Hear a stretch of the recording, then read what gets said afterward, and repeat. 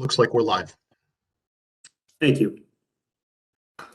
This is the December 6, 2021 regular town meeting, the West Hartford Town Plan and Zoning Commission and duly designated Inland Wetlands and Watercourses Agency, and it is called in order. My name is Kevin Ahern. I'm the chair of the Town Plan and Zoning Commission, and I'd like to welcome you to tonight's virtual meeting. For the record, I'd like to note that the required meeting agenda and application materials are all available on the town website. This meeting is being conducted in virtual format in accordance with the Freedom of Information Act as amended by Public Act number 21-2, which authorizes municipalities to conduct public meetings virtually. For the town planner, please call the roll. Thank you, Mr. Chairman. Commissioner Gillette. Here. Commissioner Prestige.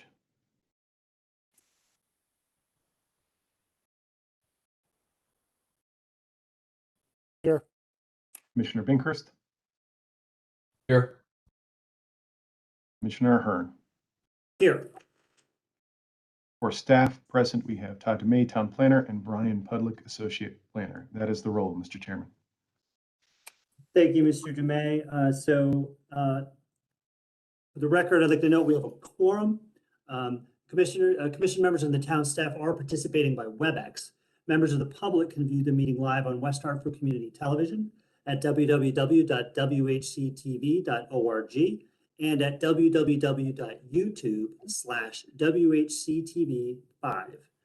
The meeting is also being recorded for on-demand viewing and will be available on the town's website for at least 45 days. Because of the virtual format of this meeting, there are some special rules and procedures that I need to cover before we begin.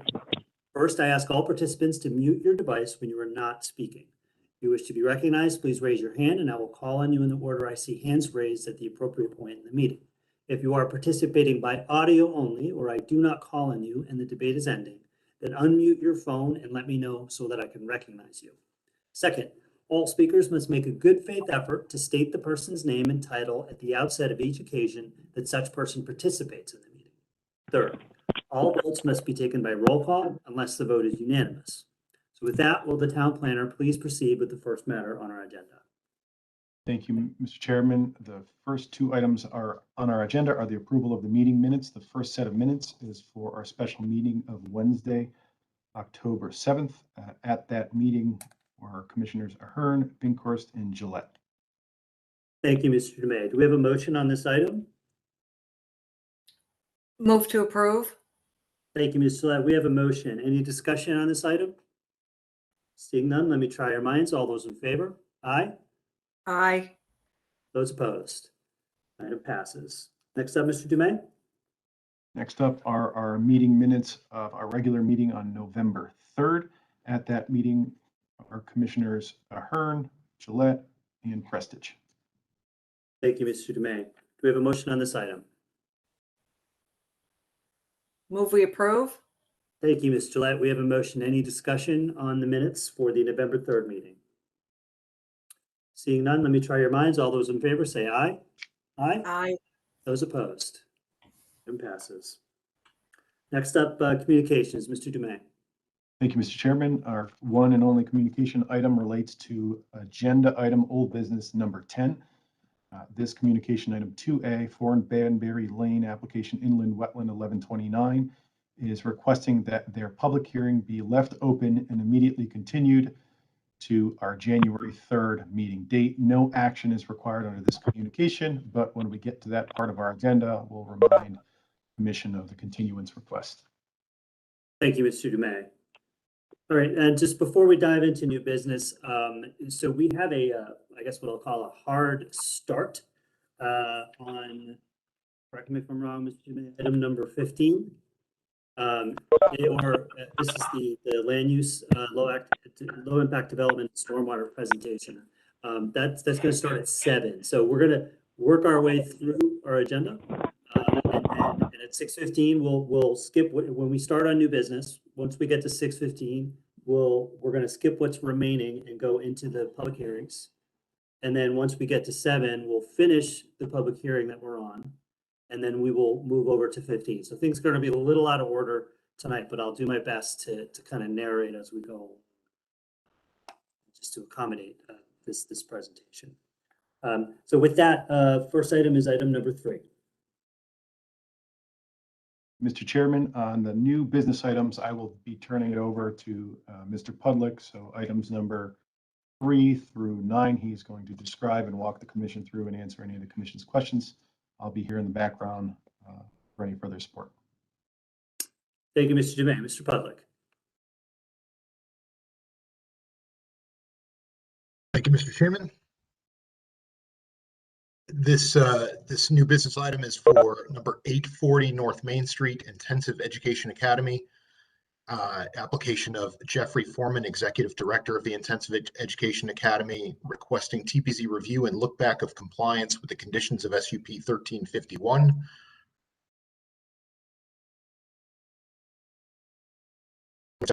Submitted for TPZ receipt on December 6, 2021. Suggest required public hearing to be scheduled for January 3rd, 2022.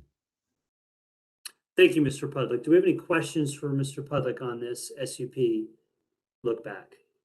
All right. I'll entertain a motion on this item, please.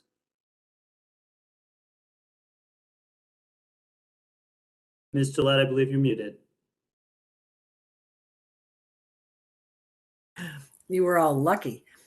Move to set for a required public hearing on January 3rd. Thank you, Ms. Gillette. We have a motion to set it down for the January 3rd meeting. Any discussion on the motion? Seeing none, let me try your minds. All those in favor say aye. Aye. Aye. Those opposed? Okay, the ayes have it. The item is set down for January 3rd. Item number 4, Mr. Pudlick. 228 Bloomfield Avenue, University of Hartford, application of Chris Dupuy on behalf of the University of Hartford requesting TPZ review and look back of compliance with the conditions of SUP number 1353, originally approved November. TPZ receipt on December 6, 2021. Suggested required public hearing to be scheduled for January 3rd, 2022. Thank you, Mr. Pudlick. There was a brief pause there. Does anyone want him to repeat anything? Okay. Do we have any questions for Mr. Pudlick on this item? All right. Entertain a motion on this item, please. Mr. Bakehorst. I'll make a motion to set for required public hearing on January 3rd. January 3rd is the motion to set down for public hearing. Any discussion on the motion? Seeing none, let me try your minds. All those in favor say aye. Those opposed? Let's have it set down for January 3rd. Item number 5, Mr. Pudlick. 119 Flag Road. This is for Westmore Park and an application of Helen Rubino Turco, Director of Leisure Services, on behalf of the town of West Hartford, requesting TPZ review and look back of compliance with the conditions of SUP number 1352, originally approved November 6, 2019, for an open air outdoor classroom structure.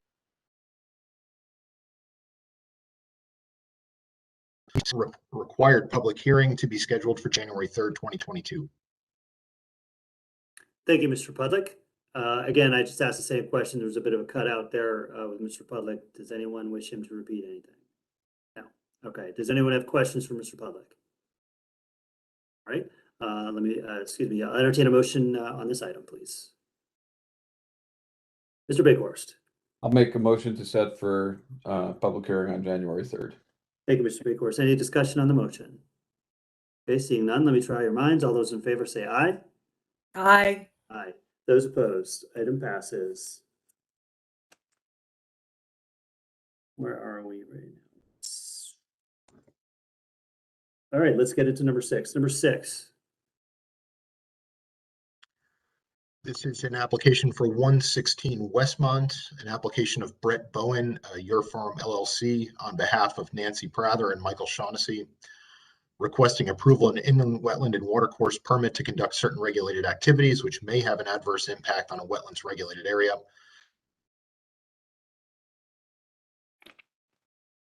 Improvements. The proposed work is within the 150-foot upland review area, and no direct wetland impacts are proposed. Submitted for IWWA receipt on December 6, 2021, and presented for a determination of significance. Thank you, Mr. Pudlick. Questions on the application for Mr. Pudlick? It is before us for a determination of significance. Any questions from anyone on the board? Ms. Gillette? I don't think this is very significant. Am I alone in that? I don't want to drag things past our time with discussion, but there's Andrea. Just quickly note for the record, Ms. Gomes has joined the meeting. We won't have her on this particular item, but we'll have you pick up at the next one. Ms. Gomes, you just missed Mr. Pudlick's presentation on this. We are currently on item number 6. I'm sorry, Ms. Gillette, you had a question. I just wondered if anybody else saw this as not significant. Do we have anyone want to weigh in on this particular item? And it's fine if you can wait until we have the motion before us. I think Ms. Gillette, I think the nature of your question is more to the members and maybe more appropriate for when we have a motion. Oh, yes. Okay. So unless there are any further questions for Mr. Pudlick, then let's at least get a motion in front of us so that we can get into the meat. Do we have a motion on this item? Ms. Gillette? I'd like to move that this is not significant. Thank you, Ms. Gillette. Do you wish to speak further on your motion? It seems to have very small impact, and when you look at the zeitgeist around, it's flat. There's a sports court in between. It just doesn't strike me as 75 feet into the review area. It's not significant. Thank you, Ms. Gillette. Any further discussion on the motion for us? Mr. Binkhorst?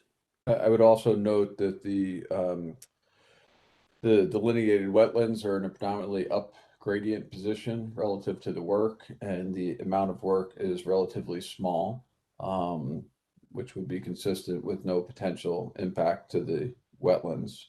I do have a question regarding the stormwater retention basin, and I know that it is now outside of the review area, but there seems to be some question in the application as to whether or not it will be actually installed.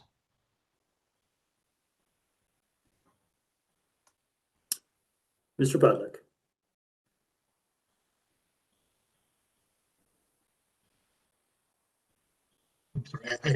My connection is really terrible tonight, which I really apologize for. And I caught I think the front end of your question, Commissioner Binkhorst.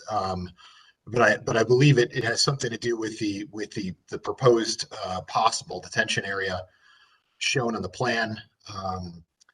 And the intent was for the applicant to that necessary when they come in for their building permit application. They further, we're hoping to keep that out of the upland review area, so they actually adjusted the position of it in order to keep that out of the agency's purview, so to speak.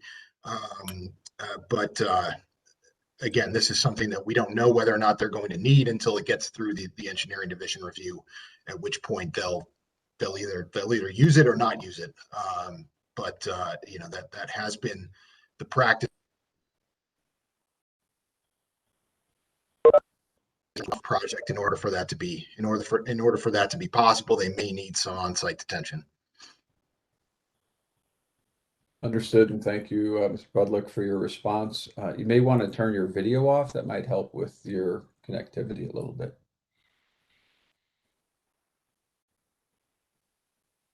And Mr. Binkhorst, was that at least to your satisfaction answered?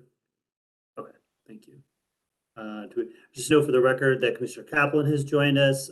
Commissioner Kaplan will just have you recuse on this one item, and then jump in at the next one. Mr. Presage.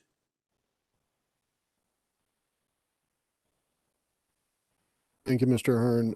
Through you, Mr. Chairman, to Mr. Pudlick. Mr. Pudlick, as you were describing this, excuse me for perhaps missing something you said, but what I'm seeing here is that they've got a limit of work delineated by the edge of silt fence, right? And so when I'm looking at potential impacts, I'm thinking that they're going to perform work up until the edge of the silt fence. That would also be the limit of work. Is that a fair assumption on my part? Is that an accurate assumption?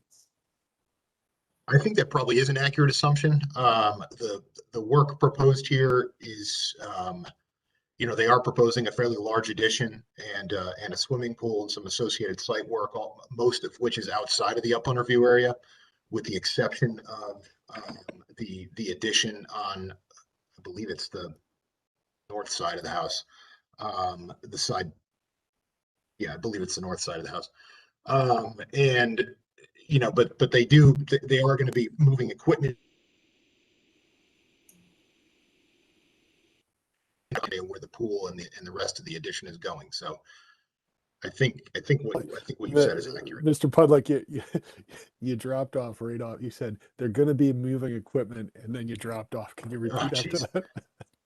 So they are that area on that side of the house where they've depicted the area of work. Yeah. That's going to be sort of their construction access way to get into the backyard in order to move forward with the pool construction and the remainder of the addition. Okay.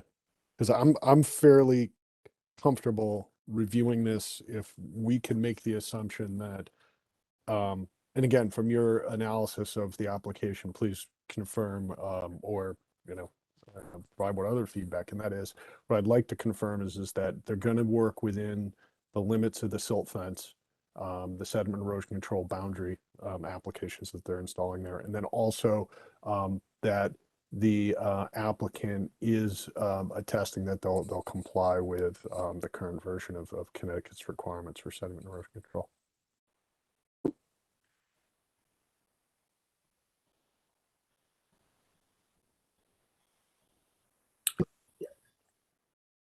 Perfect. Thank you. Thank you, Mr. Hearn. Thank you, Mr. Pudlick. Thank you, Mr. Pressage. Do we have any other questions on this item? All right. So the motion is before us, just as by way of a reminder. The motion is to deem the item not significant. So we're going to have Mr. Kaplan sit out, Ms. Gomes also sit out. So it'll be myself, Mr. Prestige, Ms. Gillette, and Mr. Binkhorst. So without any further ado, let me try your minds. All those in favor of deeming it not significant, say aye. Aye. Aye. Those opposed? Item is deemed not significant. So Ms. Gomes and Mr. Kaplan, you missed my little preamble at the beginning. We are now at the time for hearings. So what we're going to do is we're going to skip the next two. So 7 and 8. We're gonna be hopping around a little bit. We have a hard start at 7 p.m. For the stormwater presentation, and item number 15. And so what we're going to do is we're going to jump into public hearings until we get to 7, and we'll finish whatever public hearing we're on before we do that, and then we'll move on to the presentation, and then we'll loop back in, and hopefully I can keep the traffic flowing correctly. So with that, we're going to move into the public hearing portion. So the first one then is item number 10, either Mr. DeMay or Mr. Pudlick.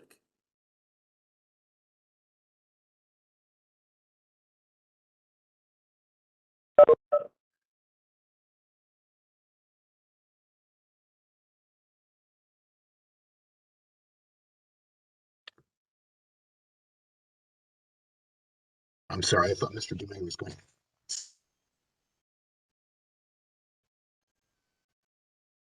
Item number 10 is an application of Martin Ringy on behalf of Nancy and Don Hunt requesting approval of inland wetland watercourse permit to conduct certain regulated activities which may have an adverse impact on the wetlands regulated area. The applicant has submitted a plan to perform site work and associated landscaping. The proposed work is partially within 150-foot upland review area, and no direct wetlands impacts are proposed. This was submitted for IWWA receipt on October 7th, 2021, determined to be potentially significant and set for immediately continued at that time. And another request has been made to keep the item open until the January 3rd meeting. So this item is I don't believe any action needs to be taken here. This is Kevin Ahern, Chair again, for just a quick procedural question. Is there a vote to be taken to continue? Mr. Chairman, this is Mr. Dume. I apologize for that. Yes, you would want to take a vote to leave open and continue the hearing vis-a-vis the applicant's request to the January hearing date. Okay. So moved. Then that is the question before us. Do we have a motion as to that effect? So moved. Mr. Prestidge, any comment, or I don't know if there is any discussion on a continuation. Okay. All right, let me then, so just for the record, voting on this item will be myself, Ms. Gillette, Mr. Prestidge, Mr. Pinkhorst, and Ms. Gomes. So with that, let me try your minds. All those in favor for the continuance, say aye. Aye. Aye. Those opposed, the item is continued to our January meeting. So now we're going to move on to item number 11. Thank you, Mr. Chairman. West Hartford Plan and Zoning Commission legal notice. The Town of West Hartford Plan and Zoning Commission, also acting as the Inland Wetland and Watercourse Agency, will hold its regular meeting at 6 p.m. on Monday, December 6th, 2021. The public hearing and meeting will be conducted exclusively in a format in accordance with the Freedom of Information Act as amended by Public Act 21-2, which authorizes municipalities to conduct meetings virtually. Proceedings will convene at 6:15 p.m. or soon thereafter, as the matter may be heard on the following. 637 New Park Avenue of the Gastro Park, application special use permit 1341 look back of Tate Norton, requesting approval of the review and look back of compliance with conditions of special use permit number 1341, along with modifications to the original approval. Originally approved on September 4th, 2019 for a food truck park, which included space for up to 4 food trucks, indoor dining, bar and game area, outdoor dining and games patio, and associated site parking. Submitted for TPC receipt on November 3rd, required public hearing scheduled for December 6th. At this hearing, interested persons may be heard and written communication received as outlined below. The application is available for public review in the Town Planning and Zoning Office from 214 Town Hall, 50 South Main Street, West Hartford, Connecticut, or by visiting the town's website, vis-a-vis the Government tab, Board and Commission's Town Planning and Zoning Inland Wetland Watercourses agenda, or by email request to comment.tpz@westhartfordct.gov.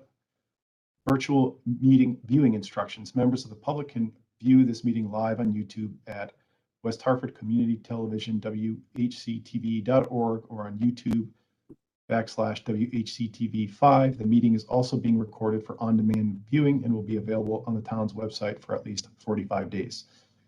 Audio comment. Any interested persons may participate in real time by calling 1-408-418-9388 and using the following access code: 2348-029-6869 at 6:15 p.m. Participants using caller ID blocking will not be permitted to participate. Participants will be called in the order in which their call was received. When prompted by the chair and or moderator, participants will have the permission to speak on matters germane to the hearing.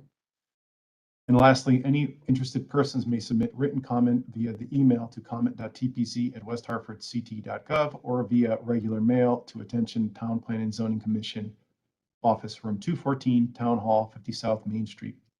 Written comments will be made part of the record at the December 6th meeting and posted on the town's website. In order to be included as part of the record, comments must meet the following requirements. They must be received not later than 3:30 p.m. on December 6th. The subject of the email shall be the application number and address. The body of the email must begin with the interested person's name and full street address, and comments must be germane to the application and not longer than 500 words.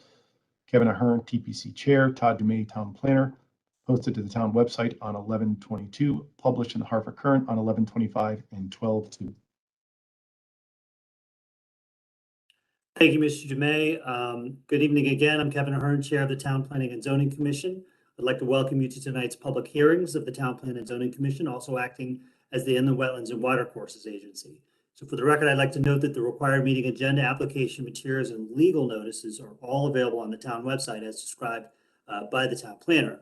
This meeting is being conducted in virtual format in accordance with the Freedom of Information Act as amended by Public Act 21-2, which authorizes municipalities to conduct public meetings virtually. I'd like to outline for all the attendees our rules of engagement and how the commission operates the public hearing. Those presenting or commenting should state their name and address for the record. Please spell your name. Commissioners may ask questions during the testimony of the applicant. All questions and comments will be directed through the chair and only after recognition by the chair, including follow-ups. If feasible, the chair will have the members hold their questions until the end of the applicant's presentation or the end of a logical break in the applicant's presentation. Following the testimony of the applicant, the public will have a chance to comment about the current application in three groups. First, those wishing to speak in favor of the application, then those wishing to speak in opposition to the application, and then finally those wishing to speak but neither in favor nor in opposition. Upon conclusion of the public's comments, the applicant will have an opportunity to address the opinions expressed. Upon conclusion of the applicant's rebuttal, and if there are no further questions from commissioners, the public hearing will be closed. It is the practice of the commission to render a decision on an application the same night following all items on the public meeting agenda. So with that then, Mr. Dubé, I believe you've already read the legal notice there. And I guess without further ado, then we would continue to the applicant.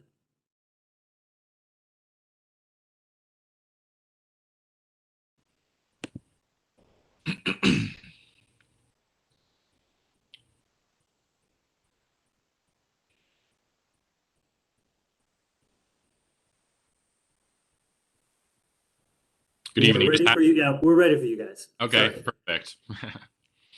I'm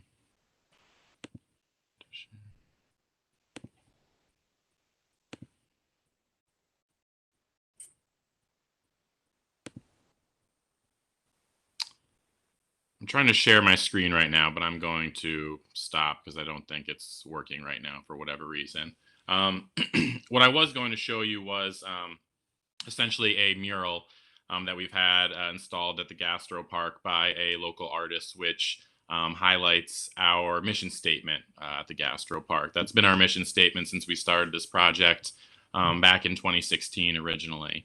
And that mission statement has always been to let food unite, empower, and grow our community. And that's really what we've set out to do. Over the past year we've been open. We were able to open late last September of 2020 in an outdoor-only fashion. The town was very helpful in helping us create a plan to move forward with a phased approach, opening the outside with internal access to bathrooms, restrooms. And then while we completed the rest of the work internally, we were able to open up indoor seating, our bar, as well as kitchen components indoors for about last June timing of this current year.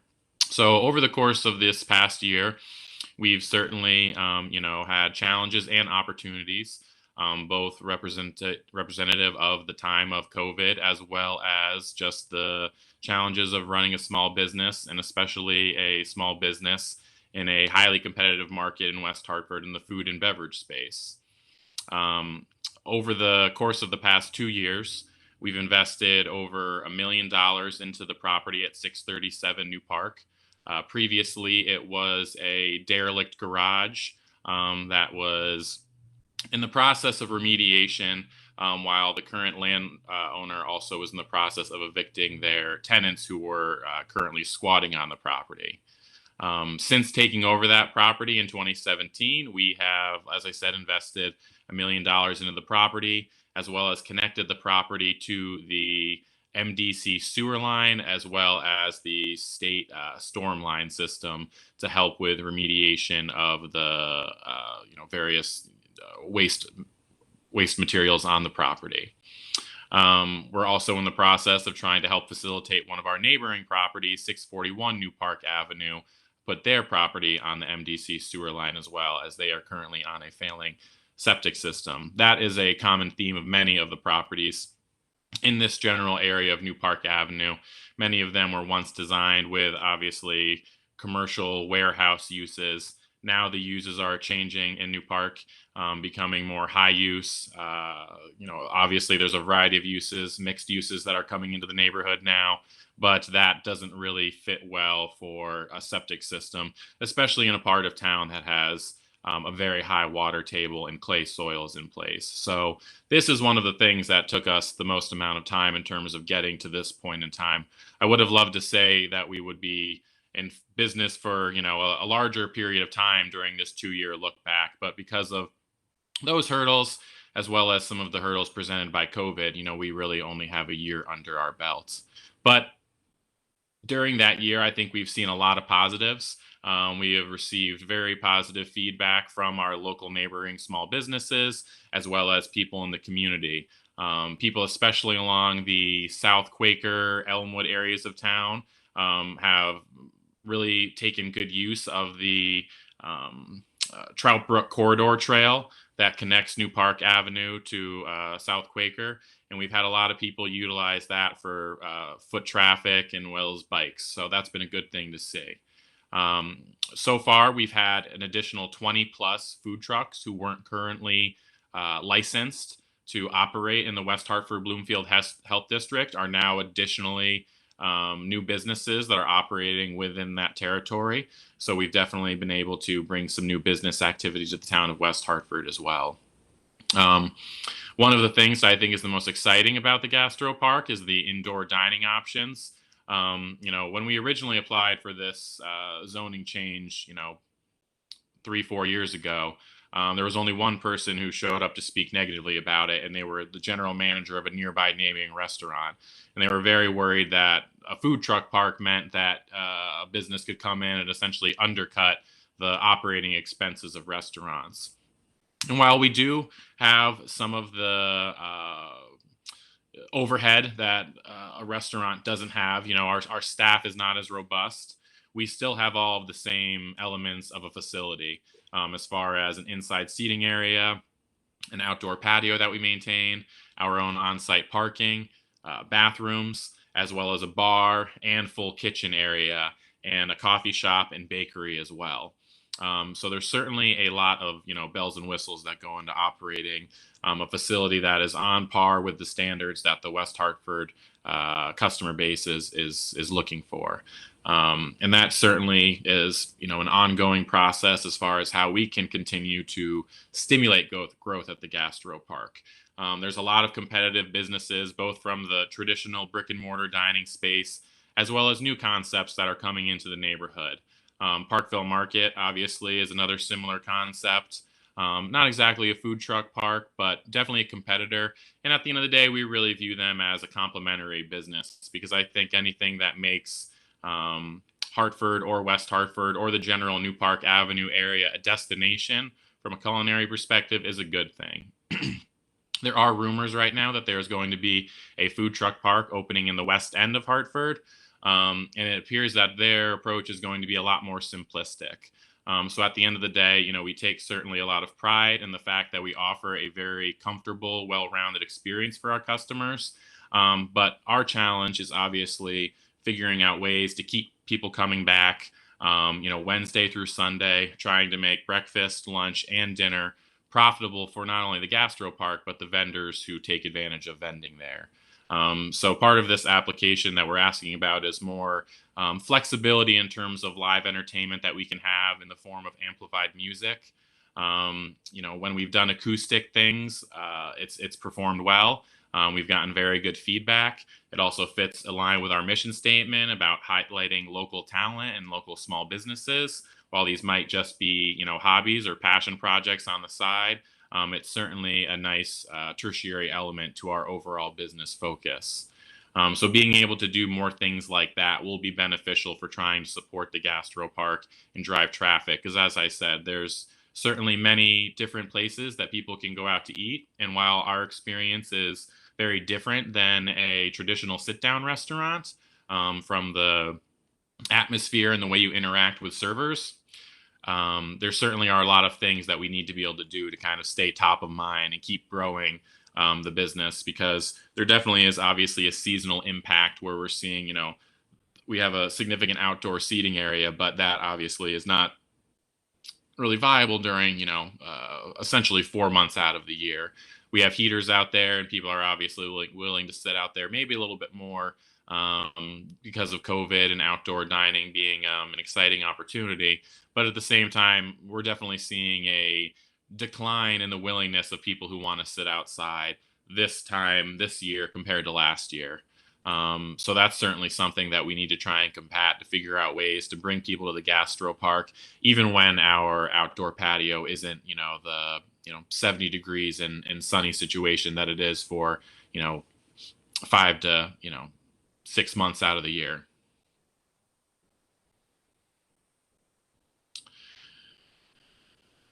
But that kind of concludes my remarks as far as where we stand and a wrap up of where we've been for the past year. I'm certainly happy to answer any questions that the board has. Thank you, Mr. Norton. This is Kevin Hearn, Chair again. Do we have questions for the applicant?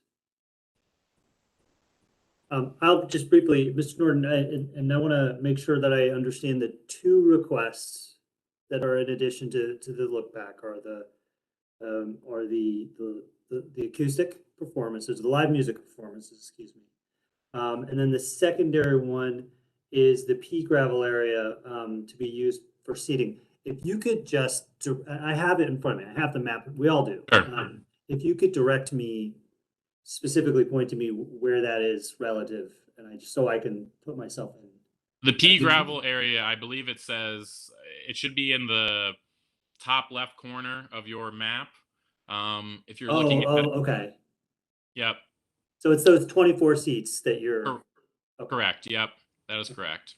That's what I thought, but I wasn't sure. And so this area sits on top of a retaining wall. We initially began construction on this retaining wall as we were going throughout the process to dig into the hill along the western perimeter of our property so that we could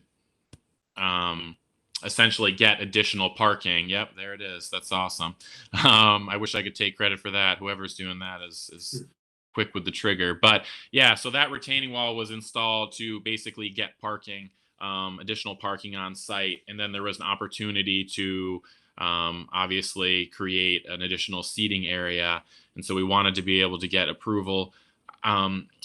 Originally, we had talked about going through some of the, I may not be getting the vernacular here, right, but the exemptions or flexibilities that were created by the state government in terms of expanded seating areas. I'm not sure where that stands currently or if that is still in play, but this is a good area. Obviously, it's not really being used this time of year, but during our peak season, May to September, on a Saturday, obviously the outside area is where everybody wants to sit. And having this area as kind of a spillover space for people who want additional space and don't necessarily need to be kind of right next to the food trucks is a very nice added value amenity for the gastro park and for people who want to come to the gastro park and not have to sit in a crowded situation.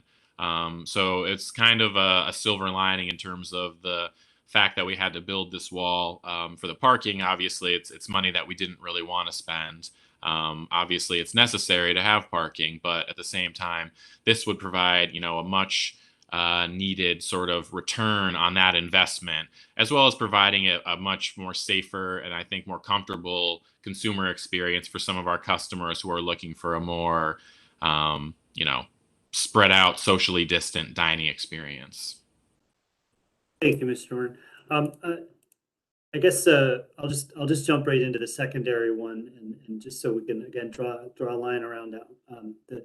I'm going to put the question either to the planner or the associate planner. And I may have missed it in the narrative. What specifically, in terms of the change, are we voting on? Do you identify that so that we're clear?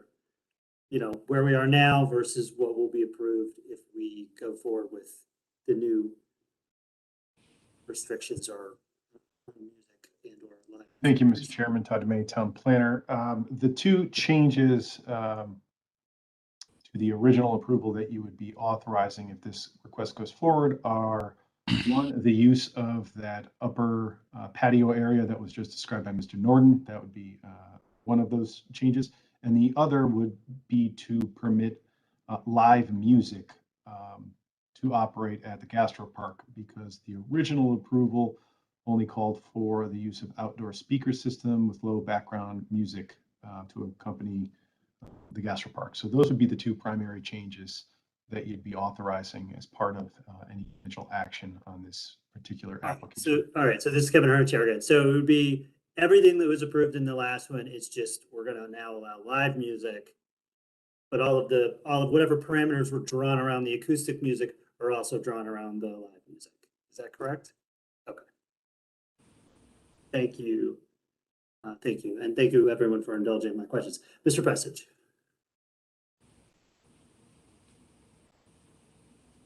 Mr. Hearn, Kevin Prestige, Commissioner, through you, Mr. Hearn, to Mr. Dumais. Mr. Dumais, my understanding is that the look back process is in place to review, for lack of better terms, the performance of a permittee during the look back period and to consider additional conditions with regards to assuring they are living up to their permitted activity.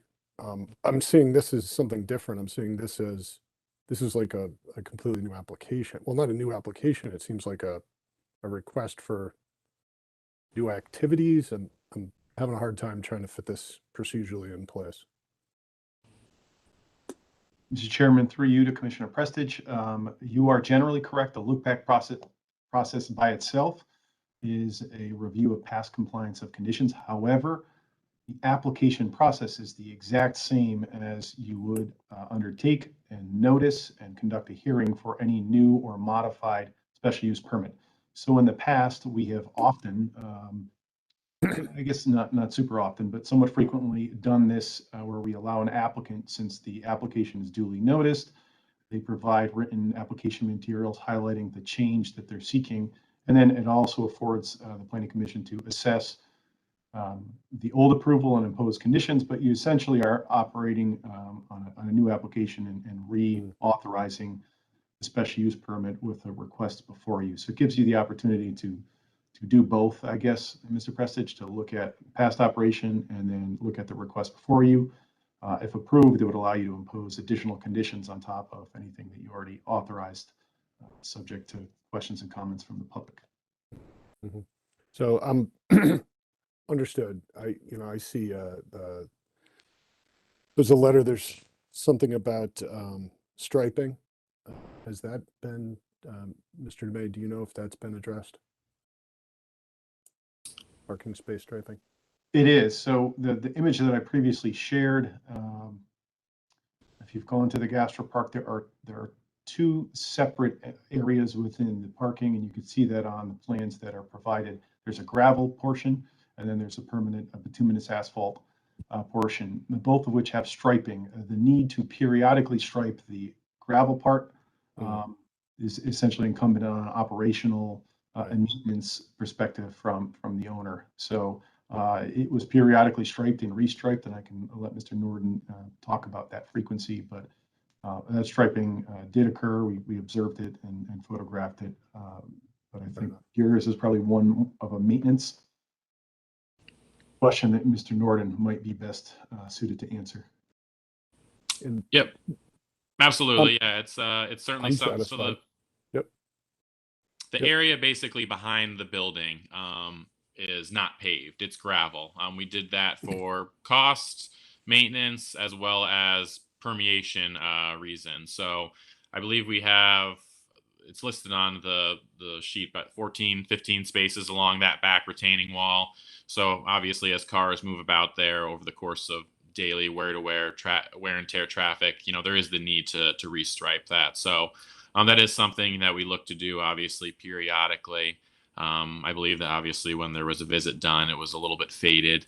But certainly it's something that we have to do pretty much at a midpoint during the summertime, as well as before the winter time, and then after the winter time, because I'm sure you can guess, the snowplow moves the rocks around quite a bit. So it's certainly something that has to be done 3 to 4 times a year to kind of stay the way that we like it. Okay. So we got that. With regards to the complaints that are not the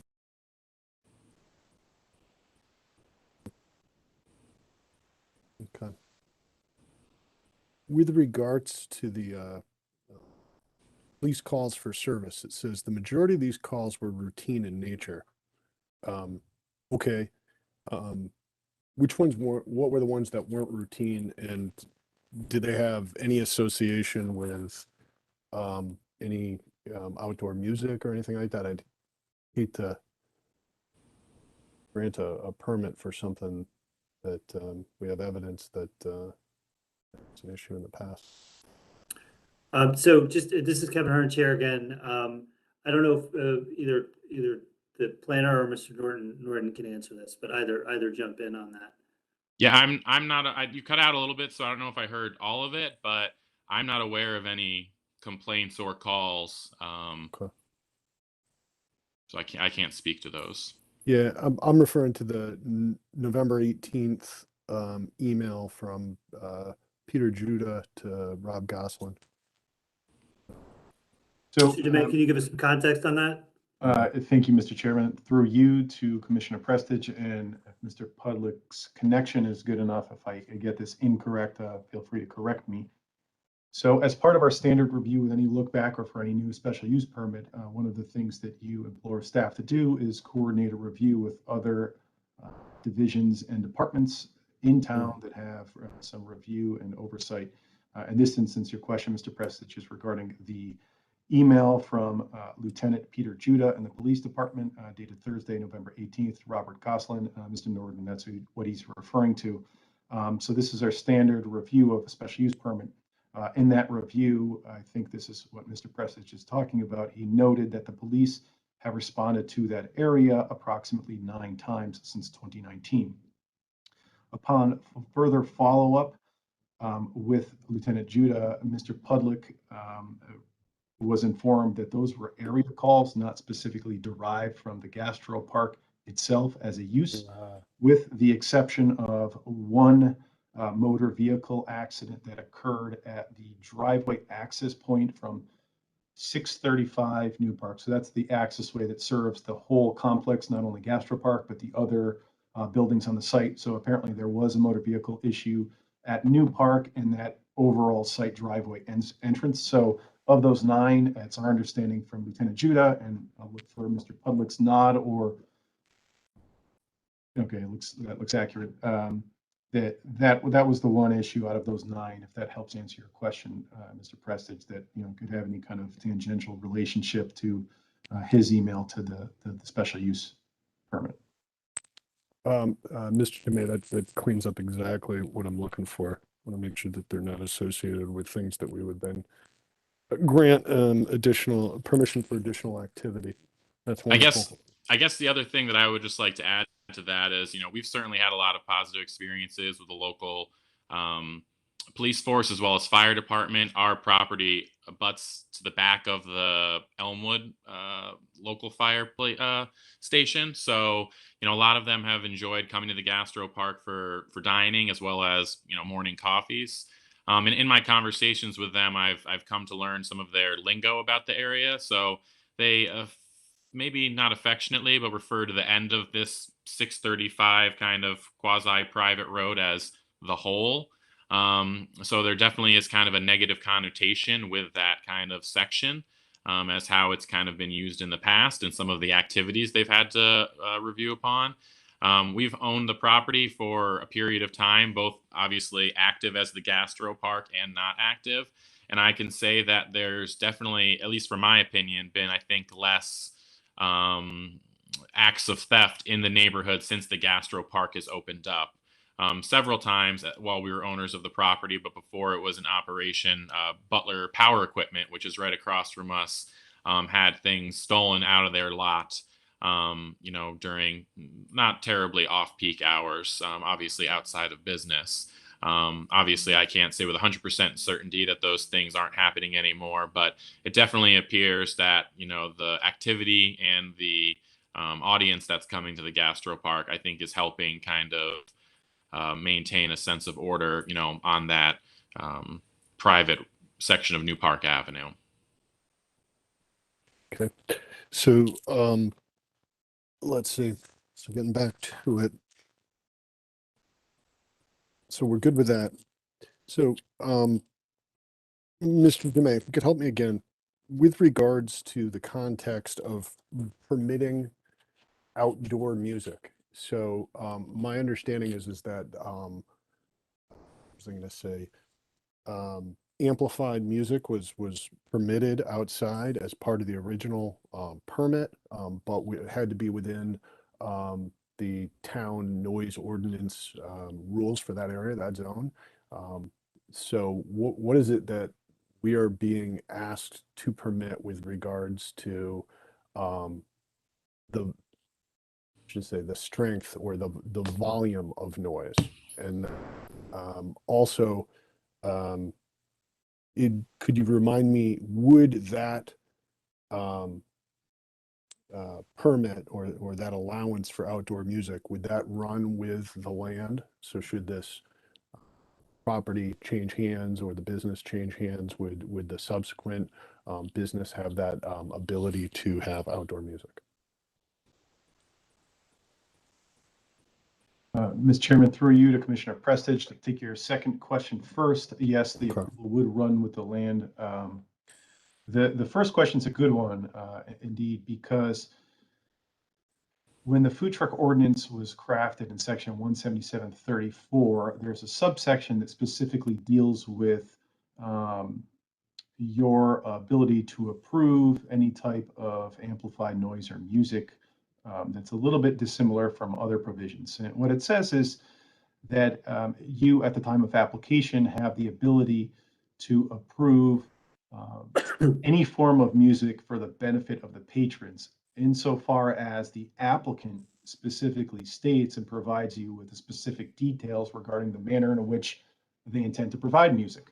So if we go back 2 years, at the time, as Mr. Norton indicated, he didn't really know how he's going to operate the outside, and he asked for only low-level background music through kind of a PA system. I would call that our standard outdoor dining template that many outdoor dining areas have. But you have the authority vis-a-vis this section of our food truck park ordinance to approve something greater than that. But it would still need to comply with the overall noise ordinance provisions of the town of West Hartford. So you wouldn't be able to violate the noise ordinance, but you have the ability to say yes, live music, or no, as part of this process. Can you characterize what the noise ordinance limits are for this particular property in town? They are the same as they would be for any property that has a commercial emitter to a resident. I mean, the lowest level noise, the most sensitive noise is residential receiver. So commercial property emitting a noise to a residential receiver. And I know I hit you up with a brain teaser there. Sorry about that. So I guess what I'm hearing here, Mr. Dumais, is that they would be held to the same standard for emitting noise as their abutting commercial properties. What this does is it allows them to have acoustic music on, well, if what they're asking for is a couple of nights a month, they would allow it to be able to have acoustic music that would have to fit within the existing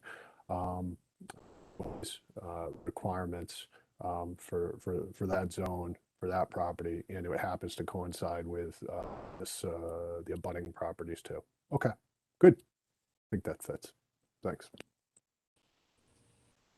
Thank you, would be Mr. all my questions. Prestage. This is Kevin Hurd, Chair again. Before we just get to your question, Ms. Gillette, very quickly, Todd.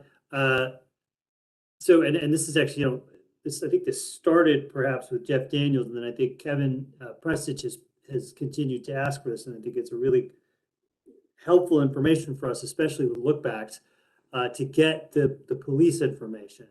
However, if the police information is like an umbrella for an entire neighborhood, it's not as useful to us. And then we ask questions of applicants like Mr. Norton, and they go, I have no idea what you're talking about, because it doesn't have to do with their specific property. So if we could, and I don't know if this is just maybe just because there's been some changeover in leadership at the police department, but if we could work on getting a more narrowed report, that would be more useful for us. So we don't ask questions of applicants and have them.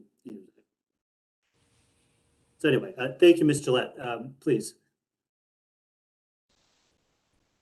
I was just going to try to clarify what Kevin said in my understanding. My understanding is what they are asking for is the ability not for acoustic music, but for amplified music, not perhaps great big, outdoor concerts. that would have to be turned down to 2 as opposed to 11 because of the noise ordinances, but so that they could, but it will be amplified music, not acoustic music. Is that correct? That is correct. And Ms. Gillette, and this is Kevin again, and my understanding is that the only thing that's being added is the amplified music was already approved. It was just recorded music, and whereas they're Right. looking to allow live music. I believe Right. that's the difference. Mr. Right. Bickhorst. Oh, sorry, wait, Ms. Gillette, are you finished with your questions? I apologize. Okay, Mr. Bickhorst. A question with regard to both of these changes with respect to live music and the additional seating. Is this subject to a mandatory look back period, or can one be imposed as part of our approval?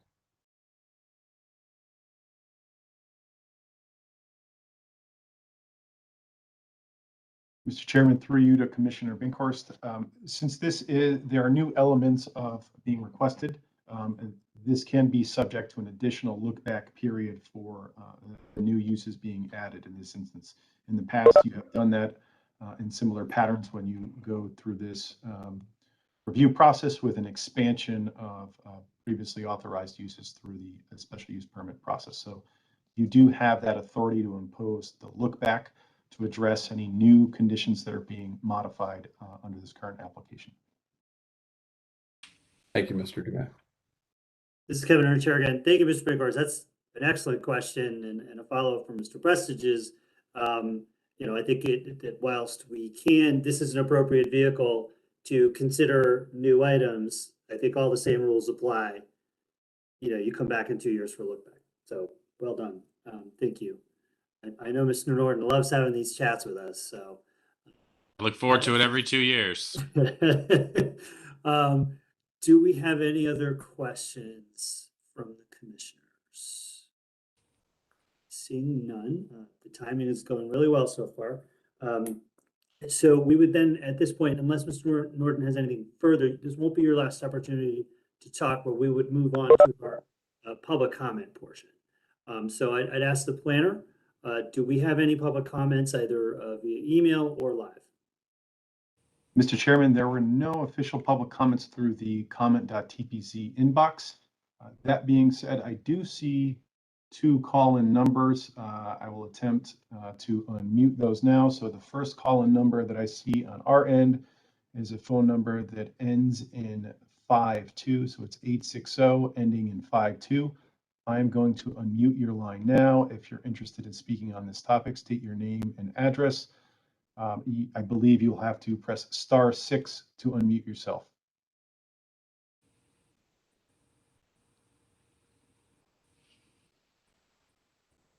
Again, call in user, last 2 digits of your phone number, 52. A request to unmute your line has been sent. *6 should unmute you if you're interested in speaking.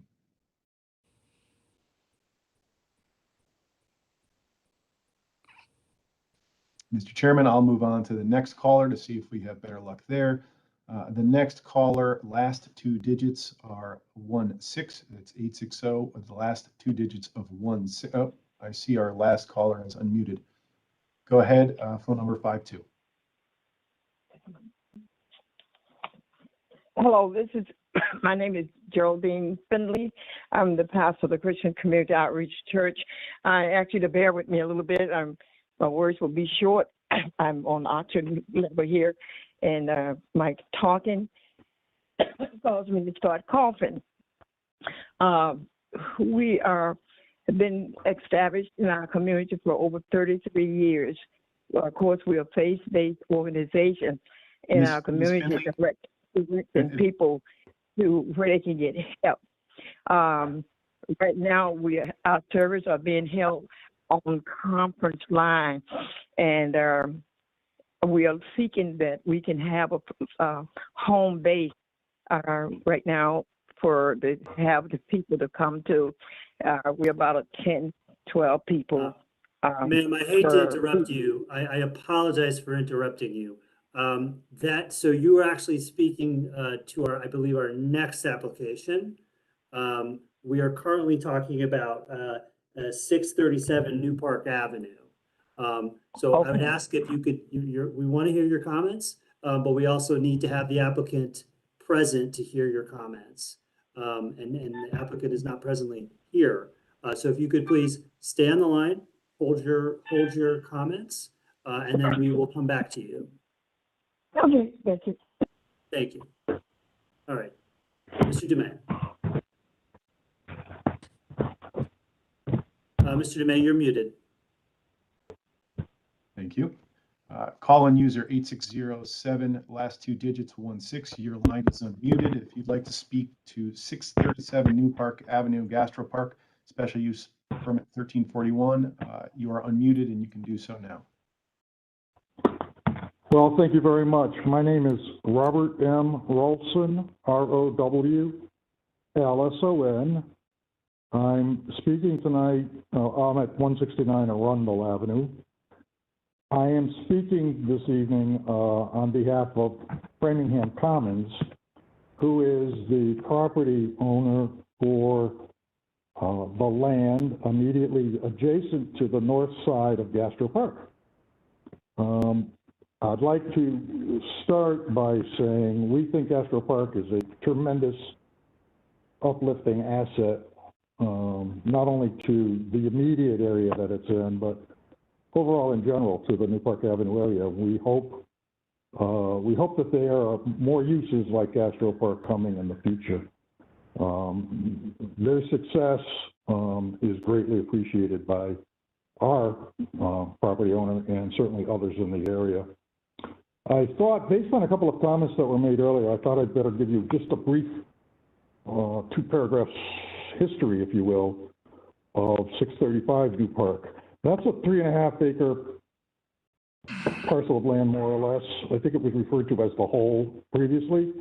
Don't be alarmed, we've heard that before. We're not alarmed. There are 80,000 square feet of building on that site, 5 different structures. When the present owners purchased the property about a dozen years ago, the property was, for all intents and purposes, vacant.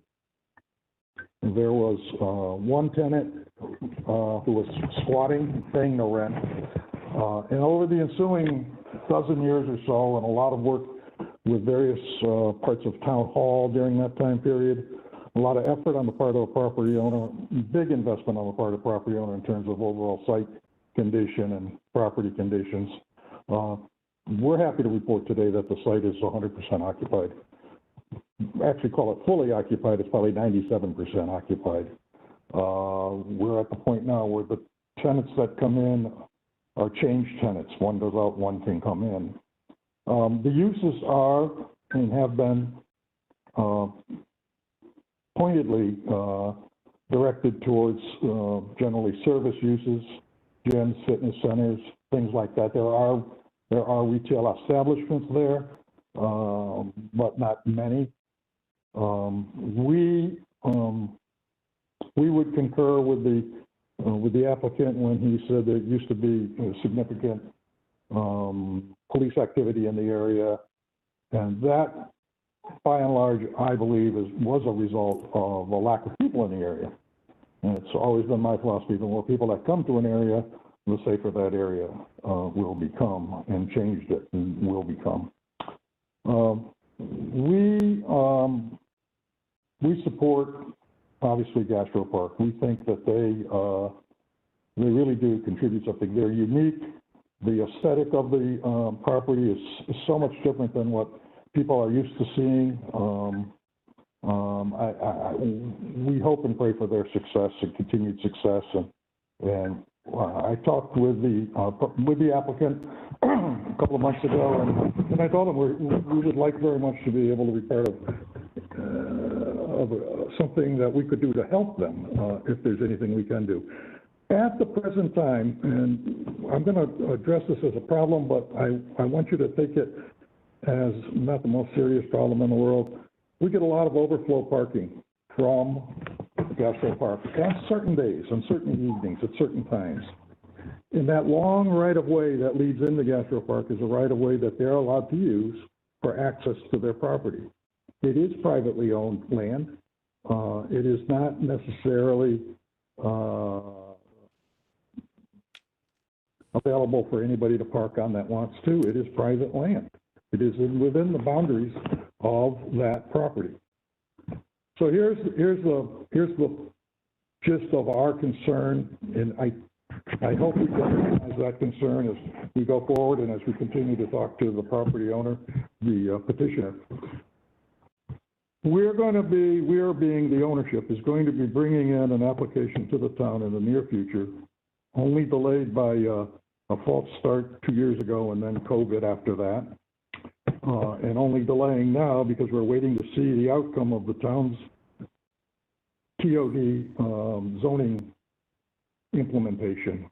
We are going to be bringing in an application for an extensive redevelopment of our area and additional change use that will include apartment units. Right now, we have to provide an enormous amount of parking as per the town codes and regulations for service industries. We are substantially underparked. We do not use 10% of what we're required to have there, but that's the requirement. We will be going with this new proposed use. We will be looking to consolidate and make that more economical for everybody that's involved. One caveat is we don't know yet, because we haven't seen the TOD, what the town is going to allow us to do. We're going to come in and we're going to try to make Todd as uncomfortable as we can with our parking request, but we still have to meet a market demand as well. So we're cognizant of that. We're aware of it. And so Todd, Mr. Dumais has received from me at least one set of photographs today, and I don't know if he's put them in your packet or not. I received late this afternoon additional photographs and traffic parking counts in the area on various days through this past month. And it's not outrageous. Sometimes there's nobody parked on our property. Sometimes there's 36 cars parked on our property. And by and large, the way we're operating right now, that's not a big deal. We're not going to be in construction for another year. We're not going to be imposing anything on top of Gastro Park during that time. We've got time to help them work out whatever additional parking requirements they may be having to come up with, and whatever way we can work with them to make that a possibility. Live music doesn't concern us. Actually, personally, I think it's a wonderful thing. More parking on the north side at the upper level, great thing. Anything we can do to do that. Here's one suggestion I may make. There is an opportunity, I believe, to acquire some additional land in this area. And I think the town, through its offices and through the State Department of Economic Development, might be well advised to comprehensively take a hard look at that and perhaps solicit some funds so that the town can get in there and help be part of the rejuvenation of this whole area. With all that said, go get them Gastro Park, and if I can answer any questions concerning my client, I'd be happy to do so. Thank you, Mr. Olson. Appreciate it. Mr. Dumais, do we have any further public comments? Mr. Chairman, we do not. So just turning back to Mr. Norton, the applicant. To the extent that Mr. Olson addressed something related to your property, I believe that was limited to a potential issue with overflow parking. If you could please address that to the extent you believe is necessary. Yeah, as discussed previously, Gastro Park has a seasonal element to it for sure. So on a nice, busy September warm Saturday, I mean, there definitely is overflow parking for sure. I would say 75 to 80% of the time, it's honestly a non-issue. All of the parking is within the confines of our own property. The challenging thing for Gastro Park and businesses kind of outside of the center is there's obviously no municipal parking lots to be able to take advantage of. So there's times when we have a surplus of parking, and then there's times when we need more parking, to be honest with you. Those are obviously limited, I think, to some of the peak times on the evenings or weekends. And they're definitely kind of predicated on weather as well. You know, when the inside and the outside are full, that's kind of when you would see these types of issues. As Mr. Ralston mentioned, you know, we did sit down 2 months ago to talk about this. You know, we certainly seem to be on the same page in that we both parties believe that kind of, you know, anybody who's willing to invest and improve in the neighborhood and any of these properties, that's a good thing. We want people who are going to be, you know, proactive, prideful landowners, prideful small business owners, and people who are going to try and really kind of invest in this area of town. I've had a door is always kind of open philosophy and approach with Mr. Ralston's clients or the people that he represents. And we've had several conversations with them throughout the period of time, going back from when we were trying to buy the property to actually when we were trying to buy 635A New Park Avenue, which would have been for auxiliary parking. So there's been a lot of communication throughout the time. And, you know, we certainly want to be good neighbors who take it, you know, to take care of the neighborhood and obviously are respectful of other people. You know, I did express, you know, a desire that they post no parking signs along these areas. Obviously, humans are, you know, for better or worse, creatures of the path of least resistance at times. So if it says not to park somewhere, you know, they're going to go ahead and park there. And obviously, we have, you know, signage up, and we tell people not to park on the road. But you know, I kind of think it needs to be and appear a little bit more official, especially on the northern side of the 55-foot right-of-way. That's where the majority of the parking happens when it does happen. So, you know, it's something that we're obviously willing to address, but I do think there are some practical measures that the landowner can take that would kind of help address the situation. And then once they kind of come forward with their presentation for their new approval or the expansion that they're looking to do on their property, and after the TND has been settled, you know what, we certainly want to sit down and have a conversation with them to figure out how we make sure the flow of traffic is safe and efficient for, you know, all the parties that are in play on that road, because we all need to work together, because it is very much, you know, a symbiotic relationship with how the Gastro Park works in conjunction with the businesses at 635, whether it be Smash Avenue or, you know, Viking Athletic or the Wagging Tails dog place. There's all kind of a give and a take from these businesses as far as creating a local atmosphere for the consumers to be able to kind of, you know, conduct business in a variety of different means on the same road. I know there's a lot of people who like to go pick up their dog or, you know, finish their workout, and then they'll come to the Gastro Park after the fact. So I would love to see some sort of kind of communal parking area. I know Mr. Ralston referred to the 635A parking lot as maybe that being, or lot rather, as that being a place that the town could maybe look at. I obviously have no idea if that's a viable path forward or not, but I do acknowledge that I think with the development that is going to be happening in New Park Avenue, while it's going to be great that it's going to be made more walkable and more bikeable, and I think that's huge, and I couldn't be more excited for that to happen, I do think there will be a need with the new business activity, whether it be breweries, gyms, apartments, dog boarding facilities, or, you know, vegan restaurants. There's going to be an increased activity in the New Park Avenue corridor. So I do admit to that. Okay. Thank you. No, I appreciate your response. Do we have any questions from the commissioners subsequent to that discussion? Okay. So then before I close the hearing, Mr. Norton, if you have anything further?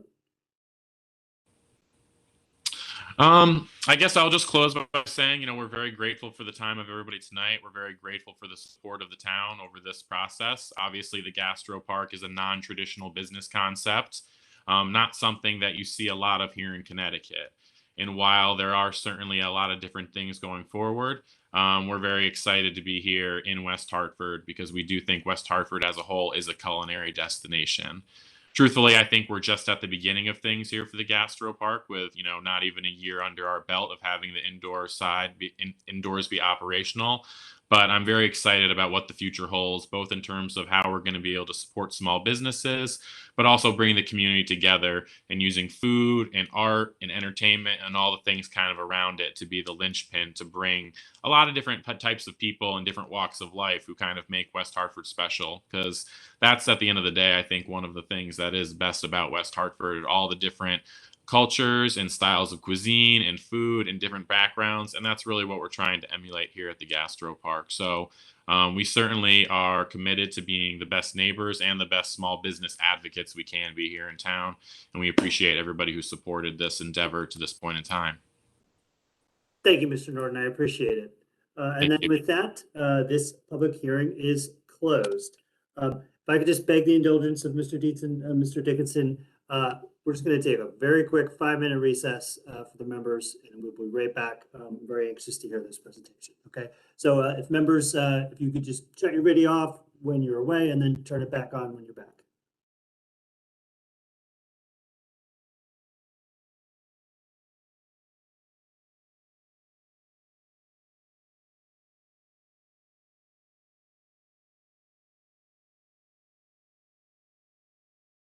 David and Mike, thank you for your attendance. We'll be starting shortly. You should have no problem sharing your screen. I don't know if either of you used this platform before. Thanks, Todd. Yeah, this is what we use for UConn too. So okay, great. So I'll turn it over to you. When we come back and go live, I will make sure that I just introduce you. I'm going to read your bios off your website and then turn it over to you to conduct your presentation. And again, thank you for your willingness to sit down with our Planning Commission, Wetland Agency, and have this discussion. Our pleasure. It's a good reminder. I need to update my bio on my website. I don't know what's in there anymore. You're going to find out shortly. Oh, good. Traveling circus clown, is that real? Yes. Yep. I'm still that. No, I'm just kidding.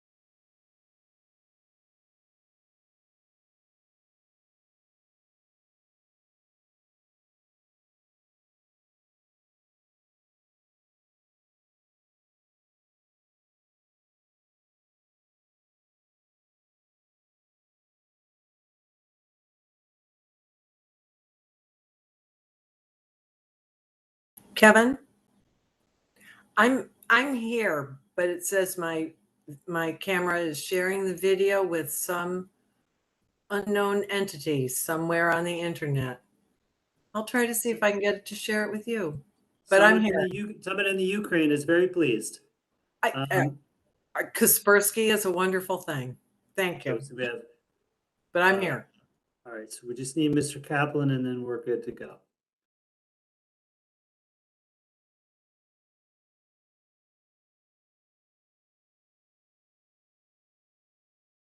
Okay, we have Mr. Kaplan.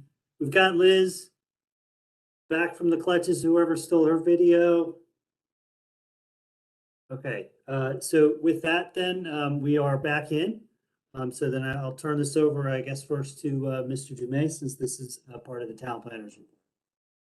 Thank you, Mr. Chairman, and thank you to Commissioners Gillette and Prestige, who have kept the Planning Commission and Wetlands Agency focused on this important issue. Tonight, we are going to hear a presentation about land use, low impact development, and stormwater. Our two guest speakers. The first, Dave Dickinson, is a faculty member of the Yukon Center for Land Use Education and Research, also known as CLEAR, and an associate extension educator in the Department of Extension in the College of Agricultural, Health, and Natural Resources. As the co-director of the NEMO program at CLEAR, he works primarily on municipal stormwater management and low impact development issues, but also provides outreach and training focused on mobile mapping technologies as a member of CLEAR's geospatial training program. He is the co-creator of the Rain Garden smartphone app and the National LID Atlas. When pressed or convenient, he will admit to being a lawyer by training, although not by practice or inclination. Our other guest speaker tonight is Michael Dietz. Mike is a water resources educator with primary responsibilities for running the CT NEMO program. Mike's position is jointly held between the Center for Land Use Education and Research and the Connecticut Sea Grant College program at Avery Point campus. In addition to assuming the leadership of the NEMO program, Mike will contribute to Sea Grant's Sustainable Coastal Community Development Program. He received both his master's and PhD from the University of Connecticut, focusing on stormwater and low impact development techniques. On graduation, he worked with Connecticut NEMO program from 2005 to 2007 on projects related to LID. He left Connecticut in 2007 to take a position at the Utah State University as an assistant professor with the extension specialist in sustainable living, where he continued to work on stormwater monitoring and LID. In addition to green building, energy conservation, and water harvesting. He's the director of Utah House, a demonstration house for green building techniques. With that, I'd again like to thank our two guest speakers, and I'll turn it over to them to begin their presentation. Great, thank you very much, Todd. All right, so just let me know if you can see that.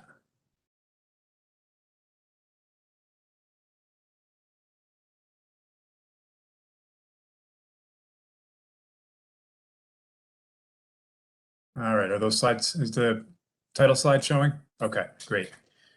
So Dave and I are both going to keep this fairly high level, just in the interest of all of your time tonight, but we're happy to go into detail on any specific questions that you have. So we'll move fairly quickly through the content here and leave plenty of time for questions. So just to set the stage here, I think we're all pretty well aware that this is not the norm anymore when we're thinking about the state of our water resources here in Connecticut, or really in our nation. And really, this is a nice time to reflect on this when we're coming up on the 50th anniversary of the Clean Water Act. And the reason that we don't see this stuff happening anymore is really due to the Clean Water Act and all the people that put in effort to make that happen. And because of all the point sources that have been largely addressed, these things happen occasionally in spill situations, but this isn't the norm anymore. So our waters are generally much cleaner than they were 50 years ago. But what we're faced with now is something that is almost, I would say it's more challenging to control, because in many ways, those point sources were pretty, at least easy to identify, and we knew what we needed to do to prevent that type of pollution from continuing to damage our waterways. But our non-point pollution, or runoff from agricultural and urban areas, is in many ways more challenging to deal with. And many of you may be familiar with this, so please forgive me if I'm talking about stuff you already know, but I just want to kind of set the stage and make sure everybody understands what I'm talking about here.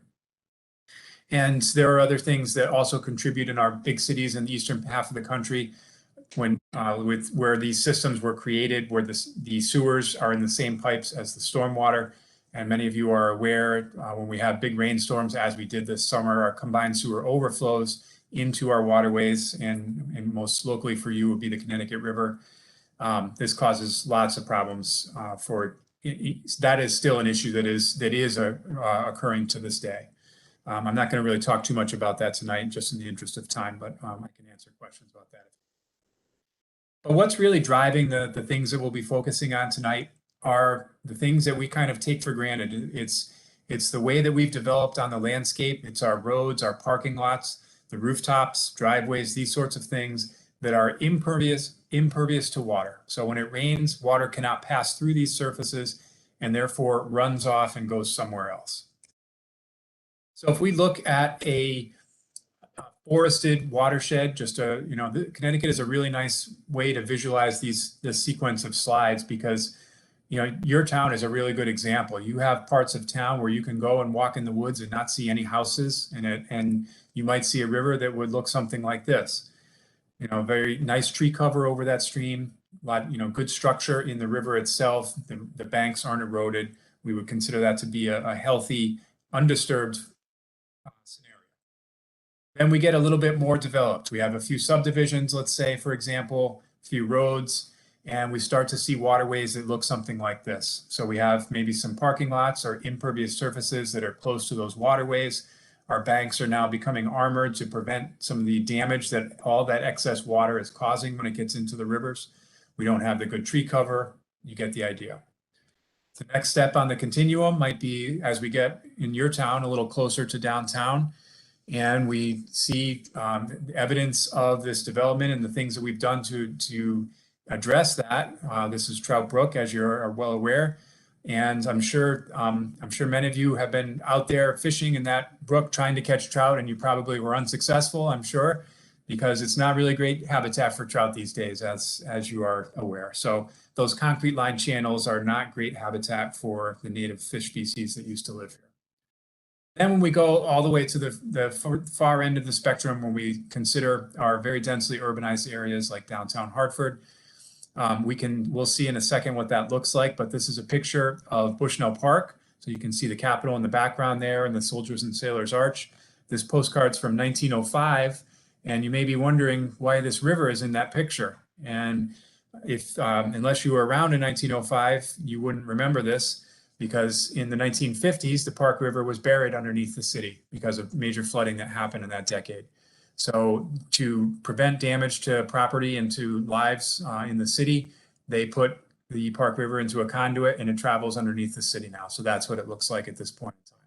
So again, not very conducive to aquatic life. So again, just another visualization here to set the stage and have a little background on what happens here as development progresses along that continuum I just showed you. So if we start out with this undeveloped watershed and we think about one rainfall event that might happen, the response in that stream might look something like this. So on the left, we have the flow rate. The units are CFS, or cubic feet per second. Doesn't really matter too much. You get the idea. This is the flow in that stream. So we would have a gentle, slow coming up to a peak flow rate, and then a slow tailing off back down to that base flow condition. Now, in contrast, for that very same rain event in this very developed area with let's just say it's a strip mall with a big parking lot, we see a very different response to that very same storm event. So we see a much higher peak flow rate. We have more volume overall that is running off of those surfaces, and the timing of it is much different as well. So the water is arriving much quicker and being directed very quickly off of those sites and into our local waterways. So that's where, unless you're in a combined sewer system, like in downtown Hartford, most of West Hartford, I would imagine, is probably separated sewers, separate storm sewer and sanitary sewer. Perhaps we can talk about that after, but either way, it's either going into the combined sewer system or it's going directly to our local rivers or your local streams untreated. Here's just a little data from the state of Connecticut. So some of our colleagues at Connecticut Department of Energy and Environmental Protection did some research a number of years ago looking at the multimetric index. So looking at the macroinvertebrates, the small bugs that live in streams. They're very good indicators of water quality. So they looked at a bunch of watersheds across the state with varying levels of impervious cover. And what they found was once you are above about 12% impervious cover in the watershed, none of those streams met the aquatic life criteria using that multimetric index. So a lot of variability in the low percentages of impervious cover. Some streams were good, some streams were bad. But once you got above that 12%, you didn't find any streams that were good quality. So that's not a lot of impervious cover in a watershed. That's maybe, you know, I want to say, let's see, our quarter-acre zoning down in Waterford was about 30% impervious cover. So I want to say like, you know, 1 to 2, maybe 3-acre lots spread out everywhere, you know, a few roads, but no real dense development. So not what I would think that would be really causing water quality problems. So some of our other colleagues here at CLEAR did some work a number of years ago looking at the land cover in the state and using some of the satellite imagery to do some analyses across time. So in the image here, you can see all these different colored pixels. Visually, when you look at it, you can probably guess that the greens here represent forest land cover. The reds represent our developed land class. So around the center of the state here, Hartford and West Hartford, East Hartford, a lot of development. And you can see the same thing when we go down to New Haven, Bridgeport, all of our cities along the coast. You get the idea here. So what happened over the 30-year period from 1985 to 2015, if you were in the state at that point in time, you're well aware of what happened in the 1980s and 90s here. Development was running rampant across the state. Every time you turned around and drove down some of the roads in your town, I'm sure you saw new subdivisions going in. This was certainly the case out in the eastern part of the state here. But it kind of tapered off and slowed down with the Great Recession. But overall, from 85 to 2015, we added 155 square miles. This isn't acres now, square miles of developed land in the state. We added 80 square miles of turf and grass. And this stuff didn't materialize out of nowhere. We lost 70 square miles of agricultural fields and 180 square miles of forest. So we converted our forest and ag fields into developed and turf and grass, so golf courses, lawns, that sort of thing. So this is a lot of development that happened in that period of time. And as you can imagine now, thinking back to those things that I was talking about with the impervious cover, now you're getting to a sense of the magnitude of these impacts that are happening because of our development. So just a quick little visualization that I do here. This is your town hall and the parking garage here and a large parking lot. So if we look at the amount of impervious cover that's in this little small section of your town and add it all up, it's about 295,000 square feet or just about 7 acres of impervious cover. We get 1 inch of rain, just a regular 1 inch rainfall that it's quite common here. 184,000 gallons of water are going to run off that site. It needs to go somewhere, right? It goes into the stormwater pipes and it goes out to the local stream. And again, unless it's in a combined sewer part of town, I'm not sure where that's the case.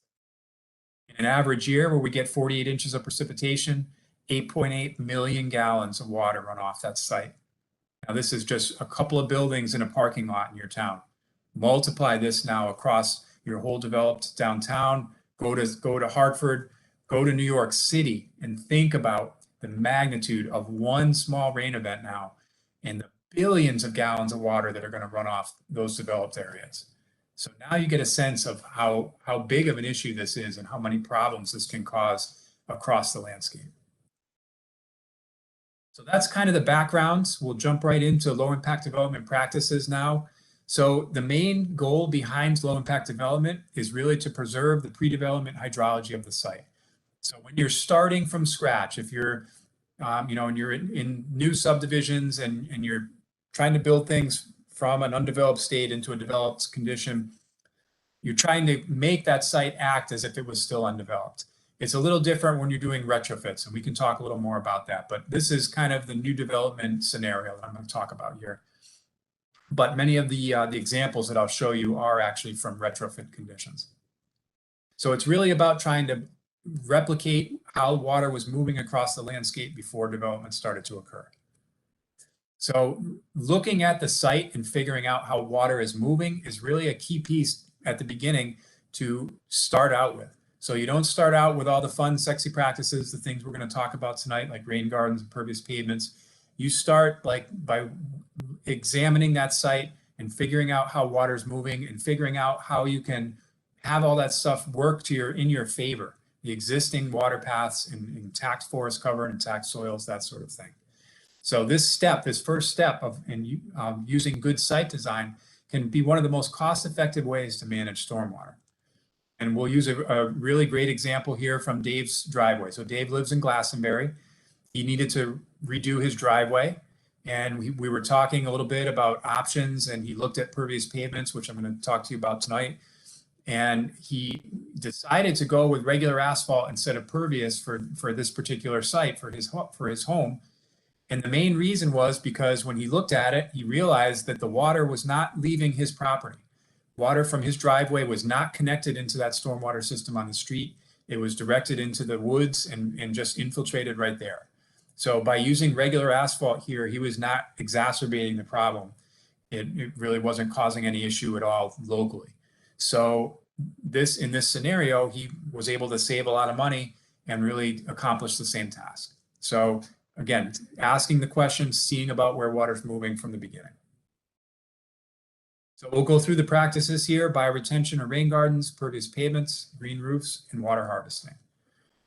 So bioretention or rain gardens, the concept is the same. Rain gardens, this was what I would call a rain garden, a smaller scale, residential type garden. It's a depression in the landscape designed to collect and infiltrate stormwater.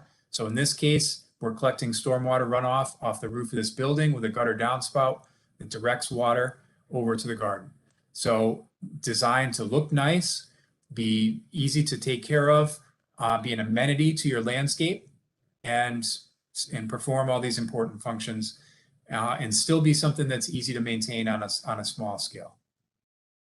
This one is actually at the Secretary of State's house. I don't know if she's still the Secretary of State, Denise Merrill. Maybe we can come back. Is she? Okay. So this was maybe 5 or 6 years ago. She put this rain garden in at her house. She has a house in Hartford, very small lot, and disconnected her gutters from the home and sent the water out and to infiltrate into this garden in front of her house. She learned about rain gardens at a garden show, wanted to make an example in her neighborhood. So this was a really nice example, a little bit more involved, a little stonework here that, I'm not going to tell you this was free or cheap to put in. This costs some money. Anytime you see nice stonework like that, it's a little bit of cost associated with it. In contrast, that one that we put in at UConn here, I did this with some students. This one cost me a couple of pizzas and a couple $100 for the plants. So a little difference in the scale of what went in there, but you get the idea. And now if we go with a little bit larger scale here, this is what we would consider a bioretention. This is also at UConn. A lot more engineering goes into this ahead of time. So that's the difference when we get up into something of this magnitude. So there's under drains that are underneath here. There's an overflow structure that ties into the stormwater system. There's just a lot more water to deal with here. So we need to make sure that some of that hard infrastructure is in place to handle that excess water when we do get a large storm that the system can't handle.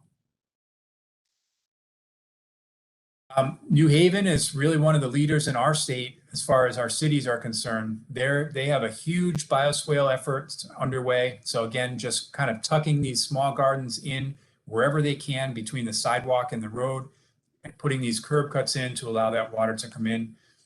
They're doing it in their densely developed downtown areas. So I'm not going to tell you it's always easy, but they're doing it.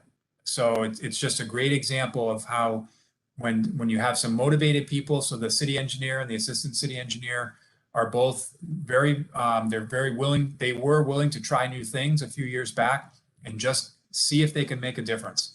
And they've learned some things along the way, but they found that this stuff works, and they've been implementing hundreds of these now across the city. Philadelphia is one of the leaders nationally. So again, big city, obviously, big issues with combined sewer overflows. and they decided to use green stormwater infrastructure to keep that water out of the system in the first place, rather than doing a lot of gray infrastructure, separation, and changing over utilities and that sort of thing. They're doing some of that, but they're investing a lot of money to try to keep that water out of the system in the first place. Washington, D.C. is also another good example. Typically, I go to an annual conference down there, and I was walking to my hotel and just came across this, had no idea it was there. But these things are going in left and right. And right off the mall, very developed downtown areas, they're putting them in big cities. Here's another example, a bike lane that was put in with pervious pavement in DC, little bioretention swale strip that's in between there. They're doing it. If you can do it in DC, in New York City, in Philadelphia, in New Haven, you can certainly do it in West Hartford as well. Another example here, this is basically like a mini bioretention or a rain garden in a box, if you want to think about it that way. So a tree box filter. There are a couple of different proprietary products out there. Filterra is one you may have heard of.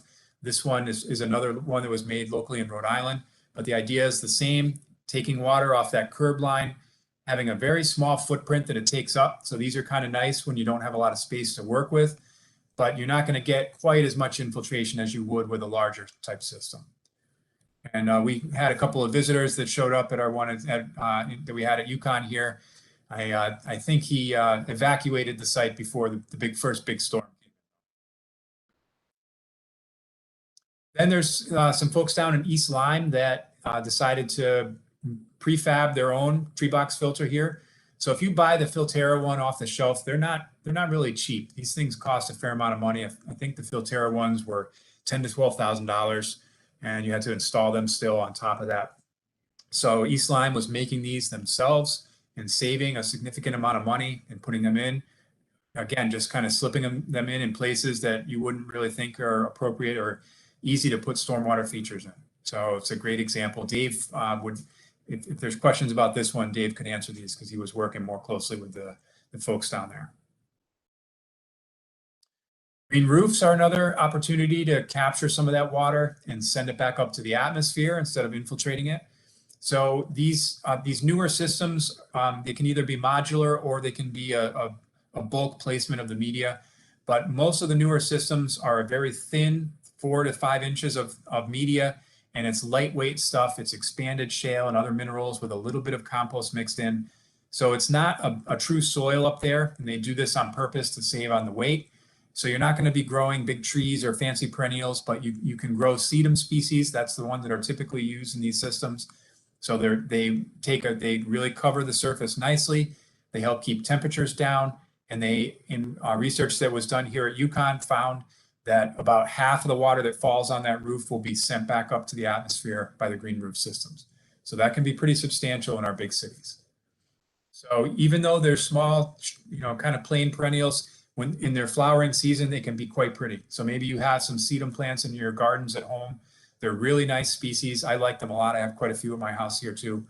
And they're a great green roof plant.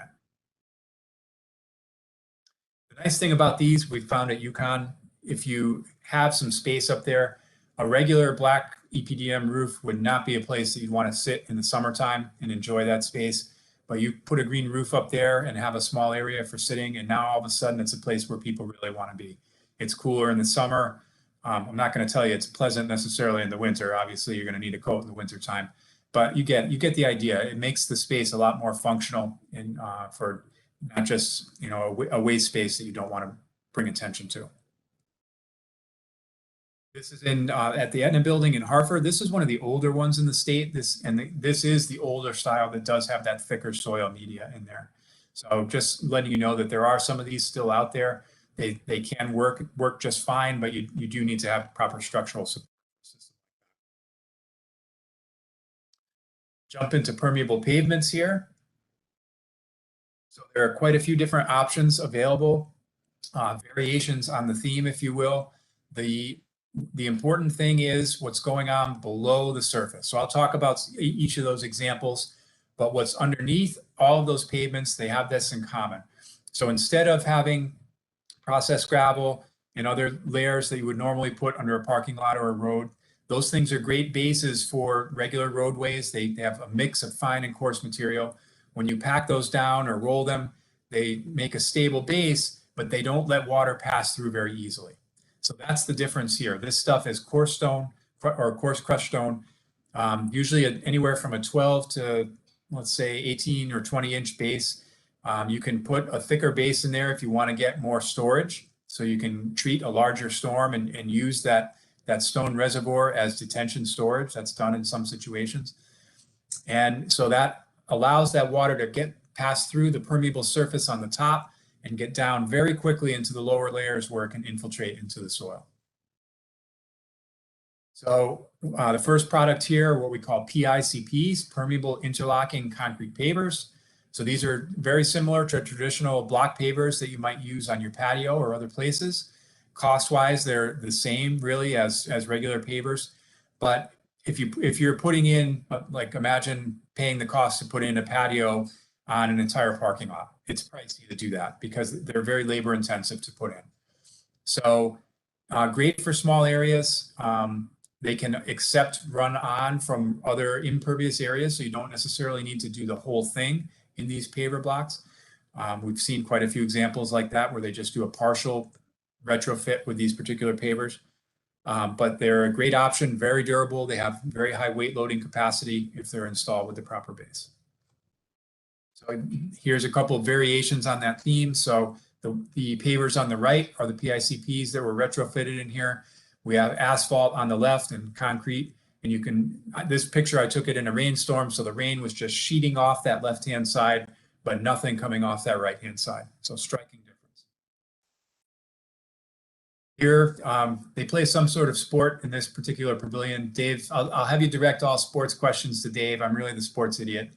I don't know, I think it might be hockey or something they play in here. But at any rate, the sidewalk that is, we have a lot of sidewalks on campus. And historically, these were planted with grass, mostly grass, and it would really get beat up throughout the course of the year. They would come in and try to make it look pretty again before the families came for graduation, replant the turf in there, and then by the, a couple months later, it was getting destroyed again. So UConn decided to take out that grass and put in PICPs in this snow shelf area here. These are actually true bricks that are, it's a paver block that's designed with these little spacers in between. And again, it has that special base material, but then the joints get filled with a crushed stone so water can pass down in the joints there. And this has worked extremely well. So both sides of this main street that go through the core of campus now have been done with PICPs.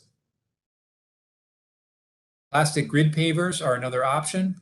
So this is at West Farms Mall. This has been in for many, many years, a couple of decades actually now, I believe. So this is their overflow parking lot. From what I remember, I was told, and maybe some of you even know about this, they did the whole thing with the turf pavers, or the turf filling in the plastic grids here at the beginning. But the travel lanes started to get a little beat up from the traffic. So even though this was just overflow parking, basically for the Christmas shopping season, those travel lanes did get a bit beat up. So they then installed crushed stone into those travel lanes, and that ended up working out a little bit better there. So these products are really good for low traffic areas. If they need to be plowed, you need to be extremely careful with them. So if it's a lot that you're concerned about, or that gets a lot of activity, a lot of traffic, not something I would recommend for that type of situation. But for an overflow lot that doesn't get a lot of use, it can be a really nice cost-effective option. Just another couple of different variations on that same theme. Pervious asphalt is another option. So again, now just another variation on that top coat. So this is at the state capitol. They got a large grant a number of years ago, and this is one of the few pavement surfaces they put in there. So this is, again, the base preparation is key, but then the pervious asphalt, the sand is just left out of the mix. So it's an aggregate material, an asphalt binder, and it goes down with the same equipment as regular asphalt, which is a huge advantage. And so it just gets put in, it can be plowed and basically treated the same way that regular asphalt is, except that you don't want to put sand on it in the winter. So that's a key thing with all these pavements, actually. Another couple examples up at UConn. We have several of these up on the main campus and stores. This one on the top left, that went in 2009. It's been performing extremely well since then. Pervious concrete, another option on that top coat. So this one is a little trickier. Just like with the asphalt, the sand is left out of that mix. So it's Portland cement, aggregate, water in a very specific ratio. This one's a chemical reaction, and the ratios need to be right on for this. The handling and the installation are critical. So this one's really easy to screw up. If you don't have somebody that's done this before, I recommend, actually, you really are supposed to use somebody who's been certified by the National Ready Mix Concrete Association to install the pervious concrete product. So it's very finicky. If it's done right, it's a great product, but you got to make sure that you have an experienced contractor with that. To get around that issue a little bit, we have a colleague up in Maine who has been making these precast pervious concrete sections. I was just on the phone with him today, actually. So he's doing a ton of these in New York City. We've put in some here in Connecticut. We've installed some of these on the main campus as well. So these blocks just come, they're 5x8 panels. You prepare the base and drop them in place, and you've got an instant surface ready to go, ready to park on right away. Or you can use as a sidewalk or regular parking area, whatever you'd like. These are the ones we put on the UConn campus. Both sides, the parking stalls were retrofitted here with the precast pervious concrete. Really, really nice products. And you're probably thinking, geez, this guy's a little too pie in the sky. He's just telling us he's going to fix all the problems here with this stuff. I'm not going to tell you that these things are a silver bullet or a magic bullet. Okay, everything needs maintenance. These things need to be taken care of to perform and to keep doing the job that they're intended to do. So as I said, pervious pavements should not be sanded in the winter. They'll need regular cleaning with regenerative air suction equipment. So a sweeper that's a little different from a regular street sweeper, something that has some vacuum suction to really pull out the sediment and keep it from clogging up those pores. Right, so it's just something to be aware of. There are companies that do this, but and again, I can answer questions about this, but I just want to make sure that's clear. And lastly, rainwater harvesting is another way to pull some of that water out of the system, capture it off the roof, utilize it for some purpose that you would otherwise have needed to use potable water for. So one of our colleagues in New Jersey who does stormwater work as well, done a lot of work in urban areas, capturing water off the rooftops of their buildings and utilizing it in some of their urban gardens. So really having a win-win situation there. We have quite a few online tools that we've created to help folks deal with these issues. So I'll just show you two briefly here. This is our rain garden website. So nemo.uconn.edu/raingardens. Lots of great information in here about how to design, install, and maintain rain gardens with some videos, some sizing tools, plant databases, and that sort of thing. Also, Todd mentioned at the beginning that Dave came up with the idea and we co-created the Rain Garden app. So all that same information that's in that Rain Garden website is now available at your fingertips on your phone. So all these same tools, sizing calculator, plant database, soils map, all available in there. So this is actually a mobile website. So that's the URL at the top, rgapp.nemo.uconn.edu. You can go to that website on your phone and it will actually install kind of like an app, although it's not a native app per se. So to sum up my part, we've drastically altered the hydrologic cycle with our development practices. LID practices work, they enhance aesthetics, they've been found to increase property values and can cost less in certain situations too, but they still need maintenance. And so I'm not going to try to tell you that they're free. Many towns in Connecticut have made regulation changes to encourage LID. Dave's going to follow up with that here. And the new MS4 regulations, some of you may be involved with that, are definitely very LID friendly. And Dave's going to talk about that as well. So these are our emails. If anybody has specific questions you'd like to follow up with either of us after the presentation or any point in time, I'd like to take those down. And with that, I will stop sharing my screen. And we can switch over to Dave. Todd, I don't know if you want to see if there are any questions at this point before we switch to Dave, or you want to wait till the end. Mr. Chairman, I think we should probably just wait till the end and let the logical continuation of the presentation go. Sounds good. Okay, great. Clearly, as Mike said, he is not a sports fan and definitely not a Patriots fan. I don't know if there's any Patriots fans that are eagerly waiting for me to get through my 175 slides as quickly as possible, right? So let me see if I can. You guys can see that okay, Mike? Okay. So I'm going to follow up what Mike talked about, sort of setting the stage about, low impact development, green stormwater infrastructure. We use those two terms interchangeably. Most folks in towns, particularly in Connecticut, call it LID or low impact development. We also sort of more are shifting to calling it green stormwater infrastructure. So whenever I say either of those things, I'm basically meaning the same thing. So if I slip up, you'll know what I'm talking about. We'll be on the same page. We're at kind of a tipping point in Connecticut right now in terms of low impact development, particularly in terms of our land use regulations. And the reason for that is the sort of new version or newer version of the Connecticut MS4 permit, which stands for the Municipal Separate Storm Sewer System Permit. West Hartford has one, as do 121 of our 169 towns. And in 2017, DEEP released a new version of this permit that has some significant new requirements, particularly focused on low impact development. Before I go too much further, I wanted to point out that Mary Looney is here, and she's actually a West Hartford resident, and she's also the newest member of our team at CLEAR and at NEMO. She is our MS4 educator. So you have an expert living right there in your town. And so she's on I invited her to this call, so she's participating as well. So definitely follow up with her if you have questions about anything about the MS4 permit. She knows it very, very well. She was working at DEEP before she came to us on the MS4 permit. So the approach has changed here in Connecticut. We've gone from folks like Mike and I, and before us, Chet Arnold, talking about these practices throughout the state for decades, and DEEP encouraging towns to do it, to more of a stick approach, right? And that's sort of the MS4 permit has turned into more of a stick approach. We've moved from just the friendly carrot to the psycho stick.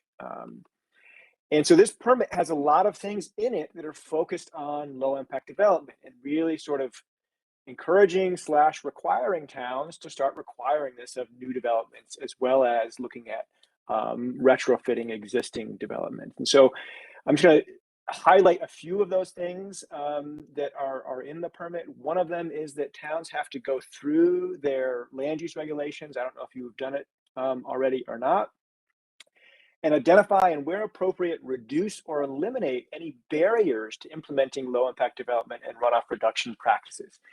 And so I'm going to show you some resources on how to be able to do that, but that's one of the requirements in here. Another requirement in the new permit is that towns have to start requiring that developers consider the use of low impact development first. So as the primary source for dealing with stormwater on a site, prior to considering, sort of more traditional practices. So really trying to establish the idea, when folks, propose a new development, the first thing they should be thinking about is, can we do LID on this site, and how are we going to do LID on this site? Not sort of the traditional curb and gutter and catch basins.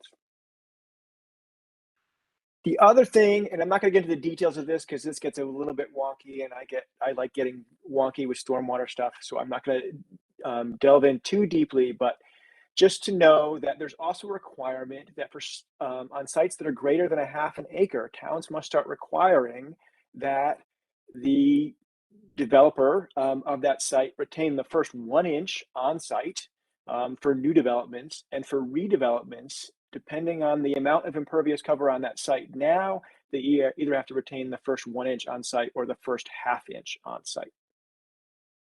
And if you want more details on that, you can follow up with Mary because she knows it very well. The other thing that towns have to do is they have to start disconnecting some of their existing impervious cover. So in order to be able to do that, they first have to look at how much impervious cover they have in town, and then figure out, okay, of that impervious cover, how much of that is running into our stormwater system? So how much of that is what we call directly connected to the stormwater system?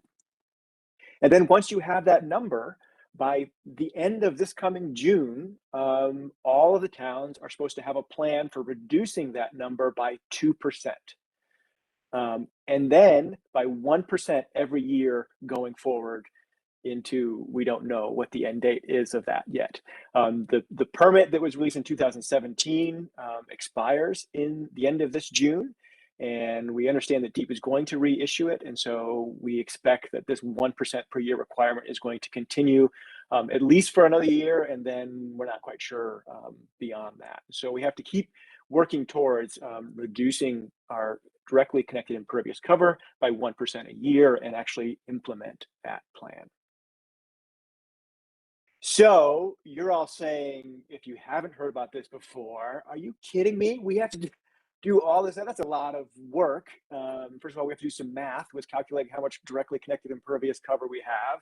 And we have to sort of go through all of our regulations and make these changes. And so before you get too far, there are some things that you can do to help you. And so there's kind of three approaches that you can take, and you can sort of take, different pieces from these three approaches. And I'm going to show you some tools and some examples from around the state that you can use to sort of help you in terms of addressing West Hartford's regulations.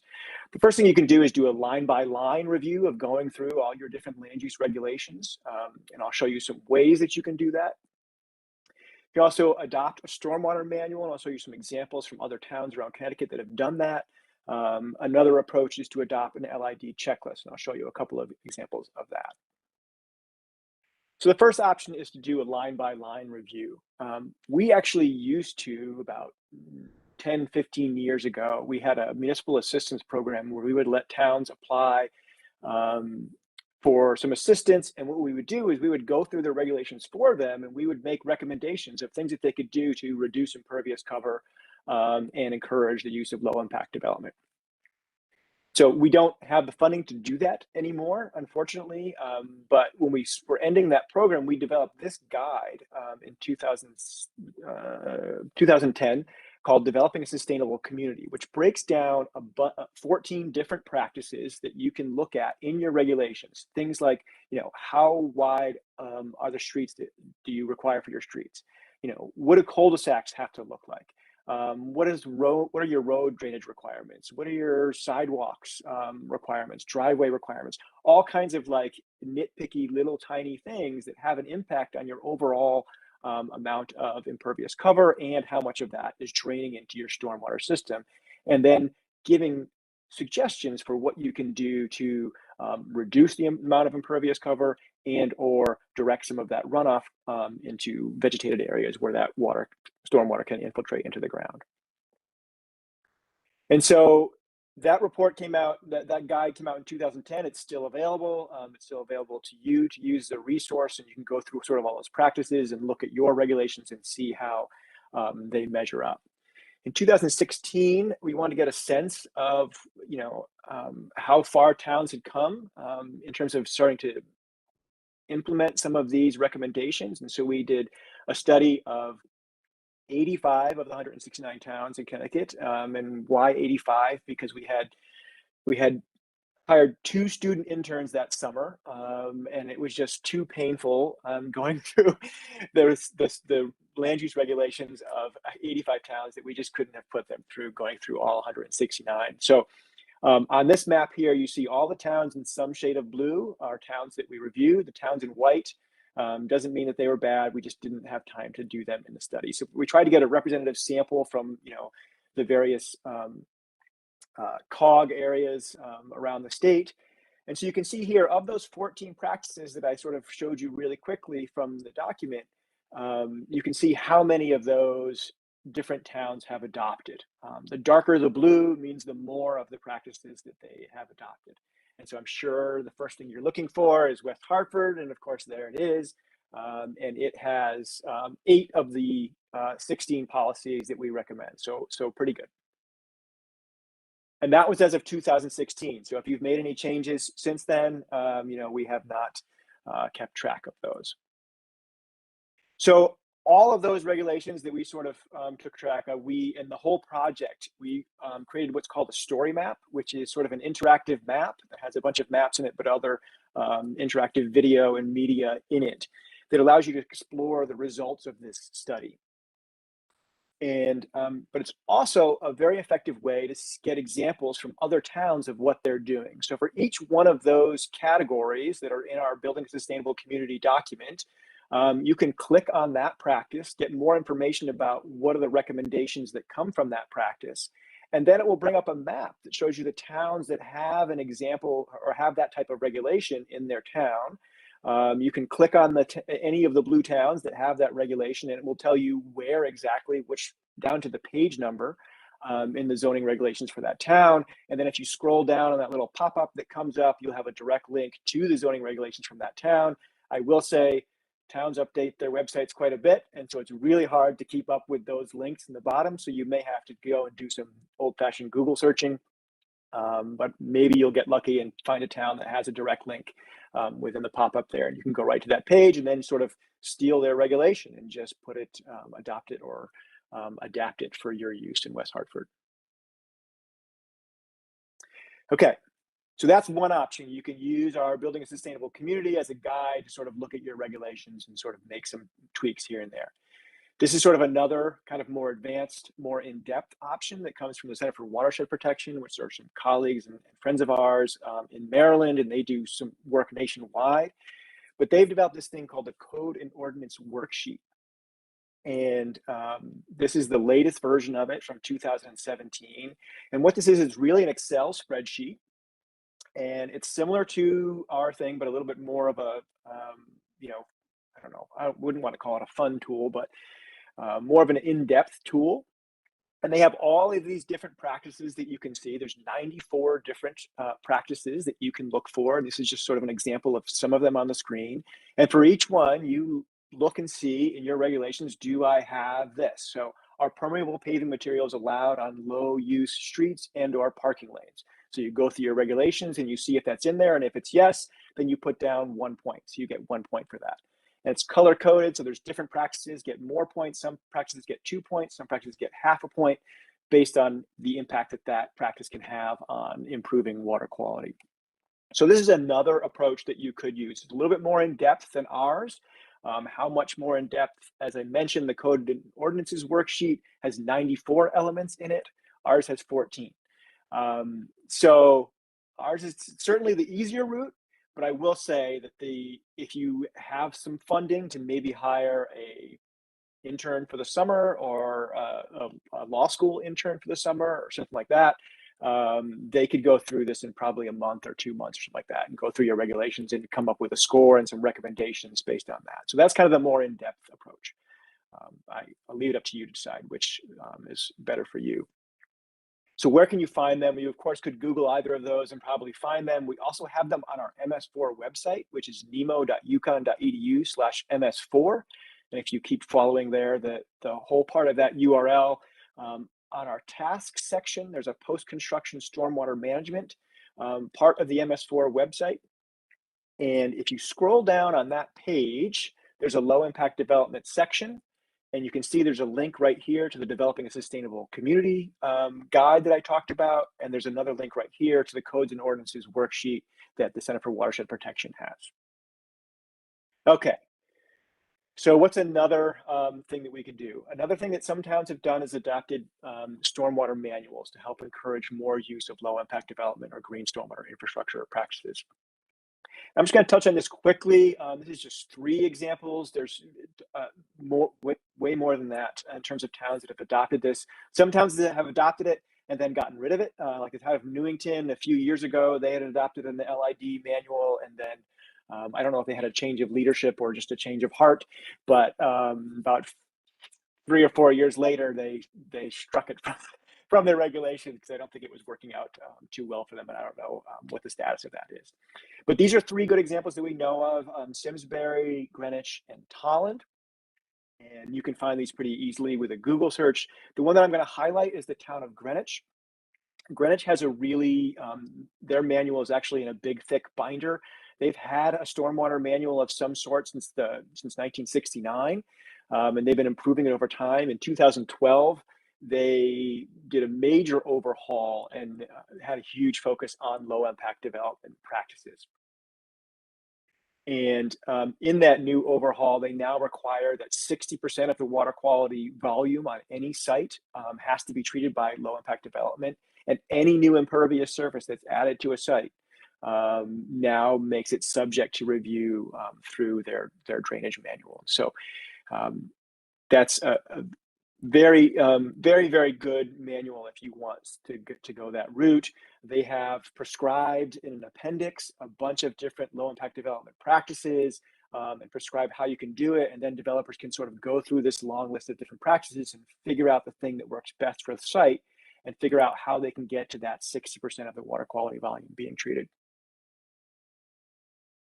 Okay, and then the third approach is the low impact development checklist. I am a Patriots fan, so I'm trying to get through this quickly. Is a low impact development checklist. And what this is, it's basically a form that has, I think in most cases it's like 1 or 2 pages that you attach to a development plan, right? And you require it as part of the approval process, they fill this out. And what it does is it basically does what's required in the permit is it says you must consider the use of green stormwater infrastructure or low impact development practices first to deal with stormwater management. And if you can't use these practices, tell us why. So it lists a bunch of practices and then it has to be signed off on either a soil scientist or a land surveyor or a professional engineer who says, yes, we considered this, and then provides comments about, no, we could not do this on this site, or yes, we did do this on this site. And so then it allows you to require low impact development, but don't be prescriptive about what form it takes, right? Give some ability for the developer to adapt to site conditions or cost requirements or whatever else they may need to do. So one of the towns that has this is Vernon. Vernon requires this for all any site that has proposed subdivision and for the development of anything other than a single or 2-family single lot construction has to use this checklist. And they must indicate what they considered in terms of which low impact development measures they consider to use and attach that to their application form.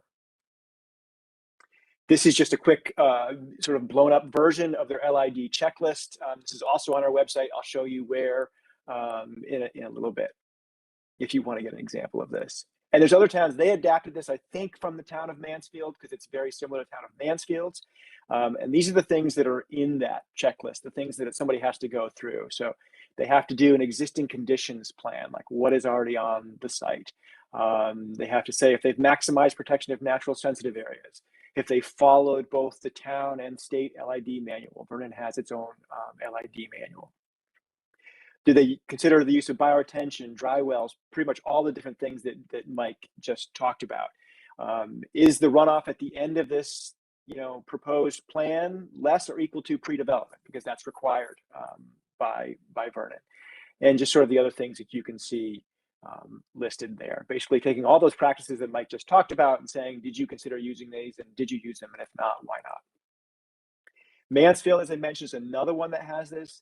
They require the checklist for any development that requires a stormwater management plan be developed. And you can see sort of all the different categories of proposed developments that require that, whether it's more than 1 acre of land disturbed or 5 or more dwellings.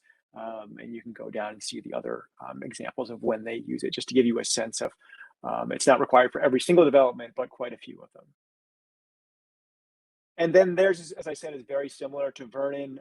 They require a natural resource assessment so that you can sort of identify what resources or sensitive habitats or that type of thing may be on the site and how you're going to preserve those and minimize land disturbance, and then how you're going to reduce and disconnect impervious cover, how you're going to get it into the ground, and then which LID practices are you using.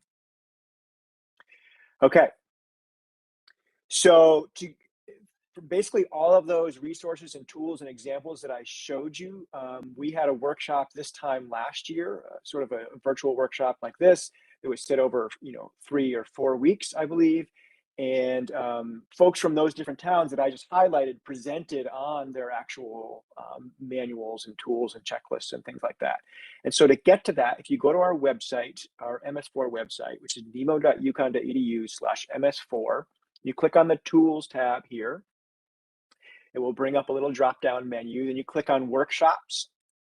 Then that will bring you to a list of all the workshops that we've done as part of our MS4 program. And you'll see there's one that says Connecticut MS4 December Disconnection Workshop Materials. And you'll see that there's a copy of the presentations from that entire workshop and a copy of the video of the person actually presenting that. And so that's a great resource.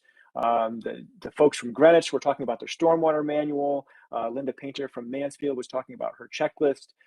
Aaron Boudris from NVCOG was talking about taking our sustainable development guidebook and applying it to all the towns in NVCOG, and then giving them recommendations about how to change their regulations. If you want to ask anything of your COG, that sort of could give you some fodder for that. And so that's it. I guess we can take questions now for either me or Mike.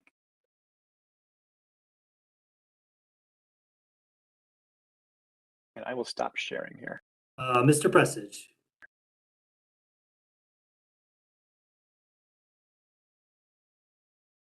First of all, let me just say thank you.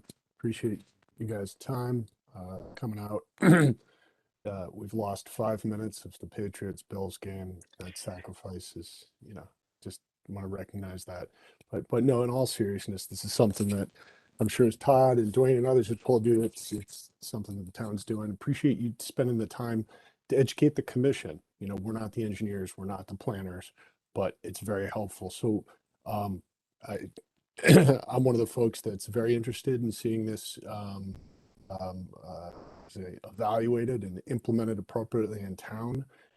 That said, just kind of get right down to it. For the towns that have been successful implementing these practices in different ways, what are some of the common themes that you find? And most specifically, what I'm guessing the biggest hurdle is going to be is the cost to development.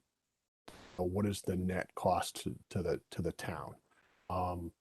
So yeah, maybe a couple of high points, good. Yeah, that's a great question. And Mike, you probably have some thoughts as well. But I think that there's a couple things that make it successful. But typically the biggest thing up until now, when we have this regulation where towns are now required to do some of this stuff, so there's not as much like wiggle room. The thing has always been a local champion or several local champions. So like yourself, somebody who's really wanting to see this stuff in their town. And like Mike talked about New Haven.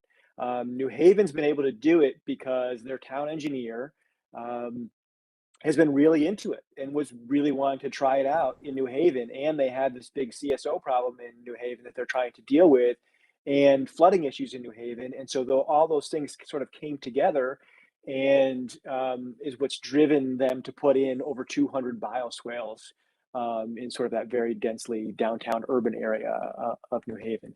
So I would say local champion is probably the biggest one. And actually in that story map that I talked about of the study that we did, we interviewed a bunch of planners and town engineers and stuff like that around the state about what are the biggest obstacles to putting this stuff in, and what are the biggest, not benefits, but the biggest things encouraging this. And the thing that came back in terms of encouraging the use of these practices was a local champion. Mike, do you want to add thoughts? Yeah, I'll just add regarding the cost question, Kevin, that you mentioned. So the costs for retrofitting are not, I'm not going to lie and tell you that there's nothing, that it's free.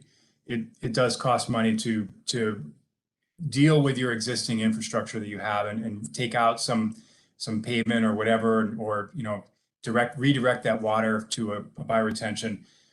Where you can actually save some money is in the new developments. So if you're planning it from the beginning and you can build some of these things into the structure of that site, you can actually there's less need for the traditional stormwater infrastructure. So in those situations, you can come out saving some money, and there's documentation of that. And there's also documentation of showing that the long-term maintenance costs of the green features are also lower than the costs of maintaining traditional infrastructure. You know, that's a common problem, is the maintenance. And, you know, you guys, if you're moving forward with any of this, you may get resistance on that front.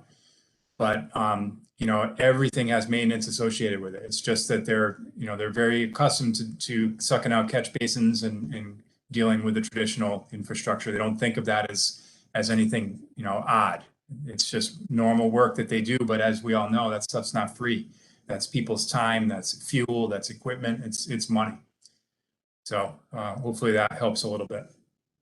It does. Mr. Ahern, can I just have one follow-up? I know we're going to the other question I would have, and that's all great. Appreciate the perspective there.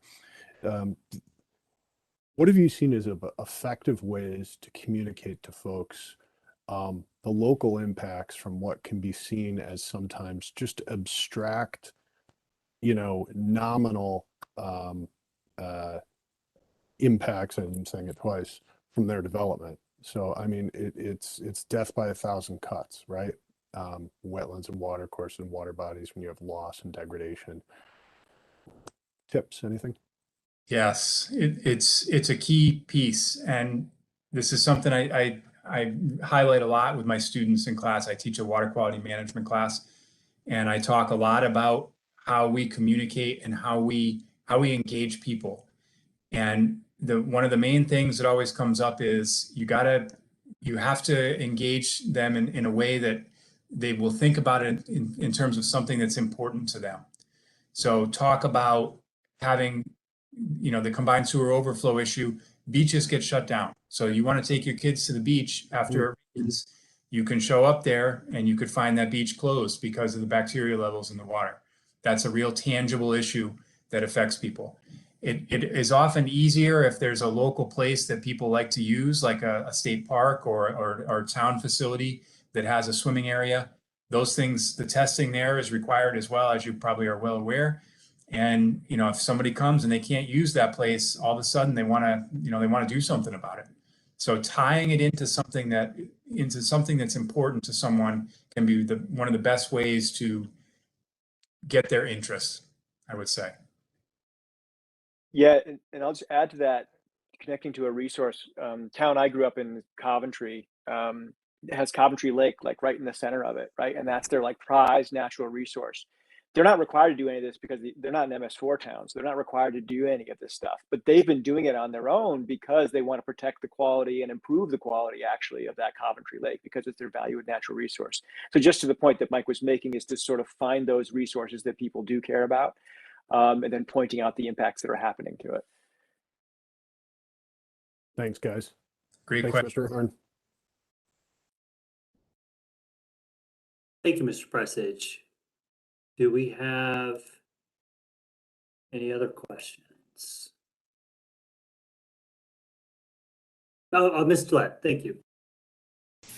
I have 10,000 questions, but I'll only ask one, which is, Todd, can we get a hard copy of this presentation? It's already in his mailbox. Okay, that's yeah, that was what I really, because there's so much information here that I want to go to all your links. I want to find out what the heck Newington's doing that we're not. Oh, What no, Farmington I really, there's so much here that I want to look at. This has just been wonderful, and you're going to be very sorry that you gave us your email addresses, because I will have follow-up questions. This is wonderful. Thank you, and You're thank very you, Todd. welcome. Thank you, Ms. Gillette. This is Kevin Ahern, Chair again. I was going to say all you needed to do is bring up Glastonbury, and then we get very competitive. So I want to thank you. I actually want to thank Mr. Prestige and Ms. Gillette for pushing this, because I really am pleased to see this. You know, we've been acting as a zoning and wetlands agency, and you're sort of receiving and reacting, and you know, the conversations we had around our plan of conservation and development was we want to be moving proactively as a planning commission, because we're also a planning commission. And this is an essential part of that. So I look forward to digesting all of this. And I do think you're going to, just prepare yourself because there's going to be follow-ups. And we greatly, this is one of those, be careful what you wish for. We're that kind of town. So, we truly appreciate you taking the time. This is the beginning of a conversation. Fantastic. We thank look you very forward to much. helping you out any way we can. Excellent. Thank you very much. Then I think what we're going to do then is we're going to return to our normal agenda. So for the members and anyone who will be doing presentations, this is the order that we're going to go. So the next item is going to be number 12, which is the 589 591 New Park Avenue, and then we're going to go to number 13, and then we're going to go 789 back into the new business. So then next up then is item number 12, Mr. Dubay or Mr. Pudlick.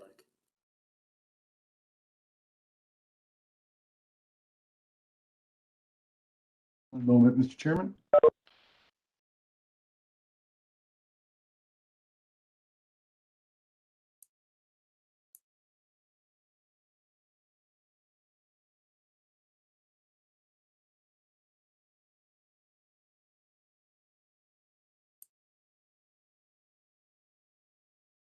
And I just want to say, while Todd is preparing, I greatly appreciate the applicant who was waiting to go.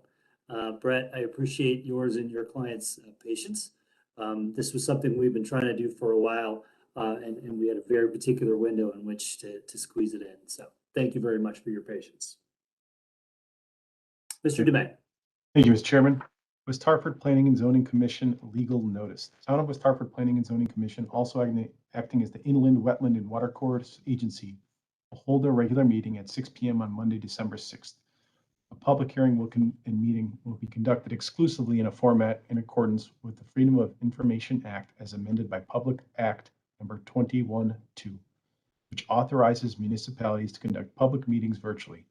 Proceedings will convene at 6:15 p.m. or soon thereafter as the matter may be heard on the following. 589 591 New Park Avenue, application SUP 1369 of Brett Bowen on behalf of Sarjack Partners, requesting approval of a special use permit to have a new place of worship in the rear building on the site, submitted for TPC receipt on November 3rd. Required public hearing to be scheduled for December 6th. Published twice on 11/25 and 12/2 in the Hartford Current and posted on the town's website on 11/22.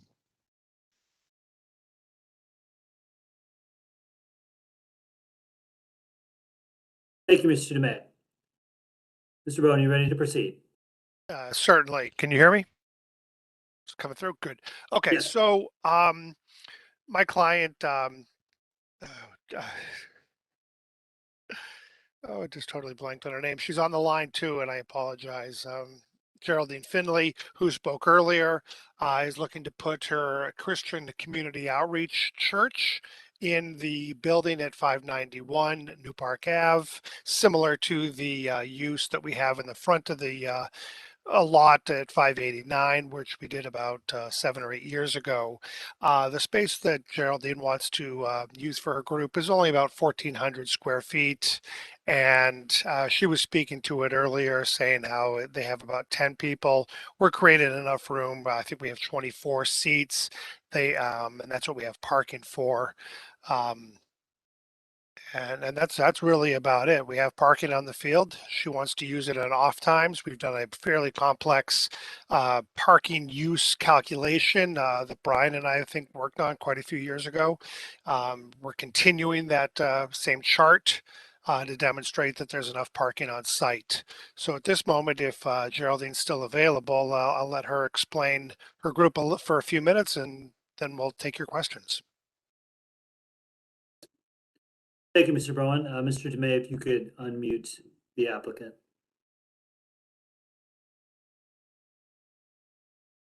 Request has been sent. Please *6 to unmute yourself.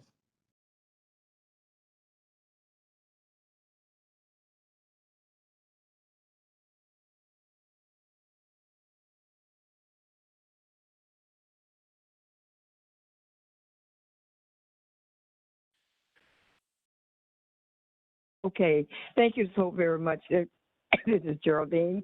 As I stated before, I'm having some kind of little health issues here, so I won't be saying much because it starts me to coughing as I'm using the oxygen.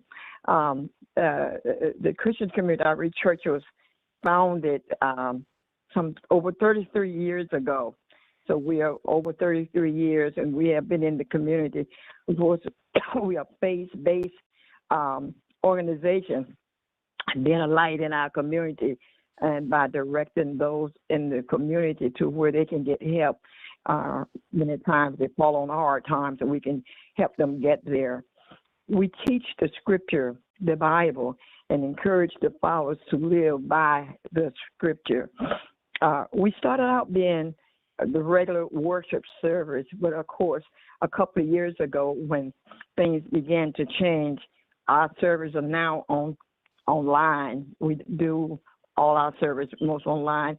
Every now and then we meet together, but mainly online. I don't know if you have any other questions for me, but that's pretty much where we are now.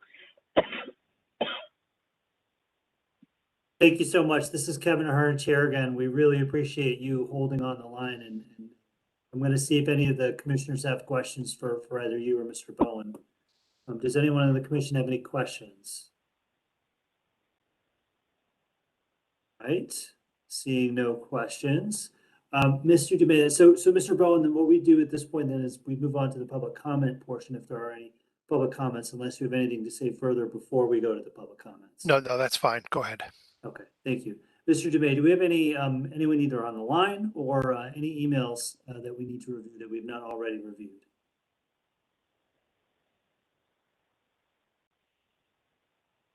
Mr. Chairman, I just checked our phone lines. We do not have any call-in members of the public, and we did not receive any new emails regarding this application item. Okay, thank you very much, Mr. DeMay. Ms. Gillette, you have the comment.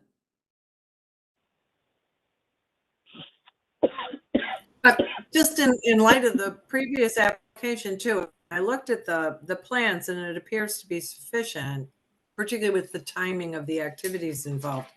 But parking, there is adequate parking for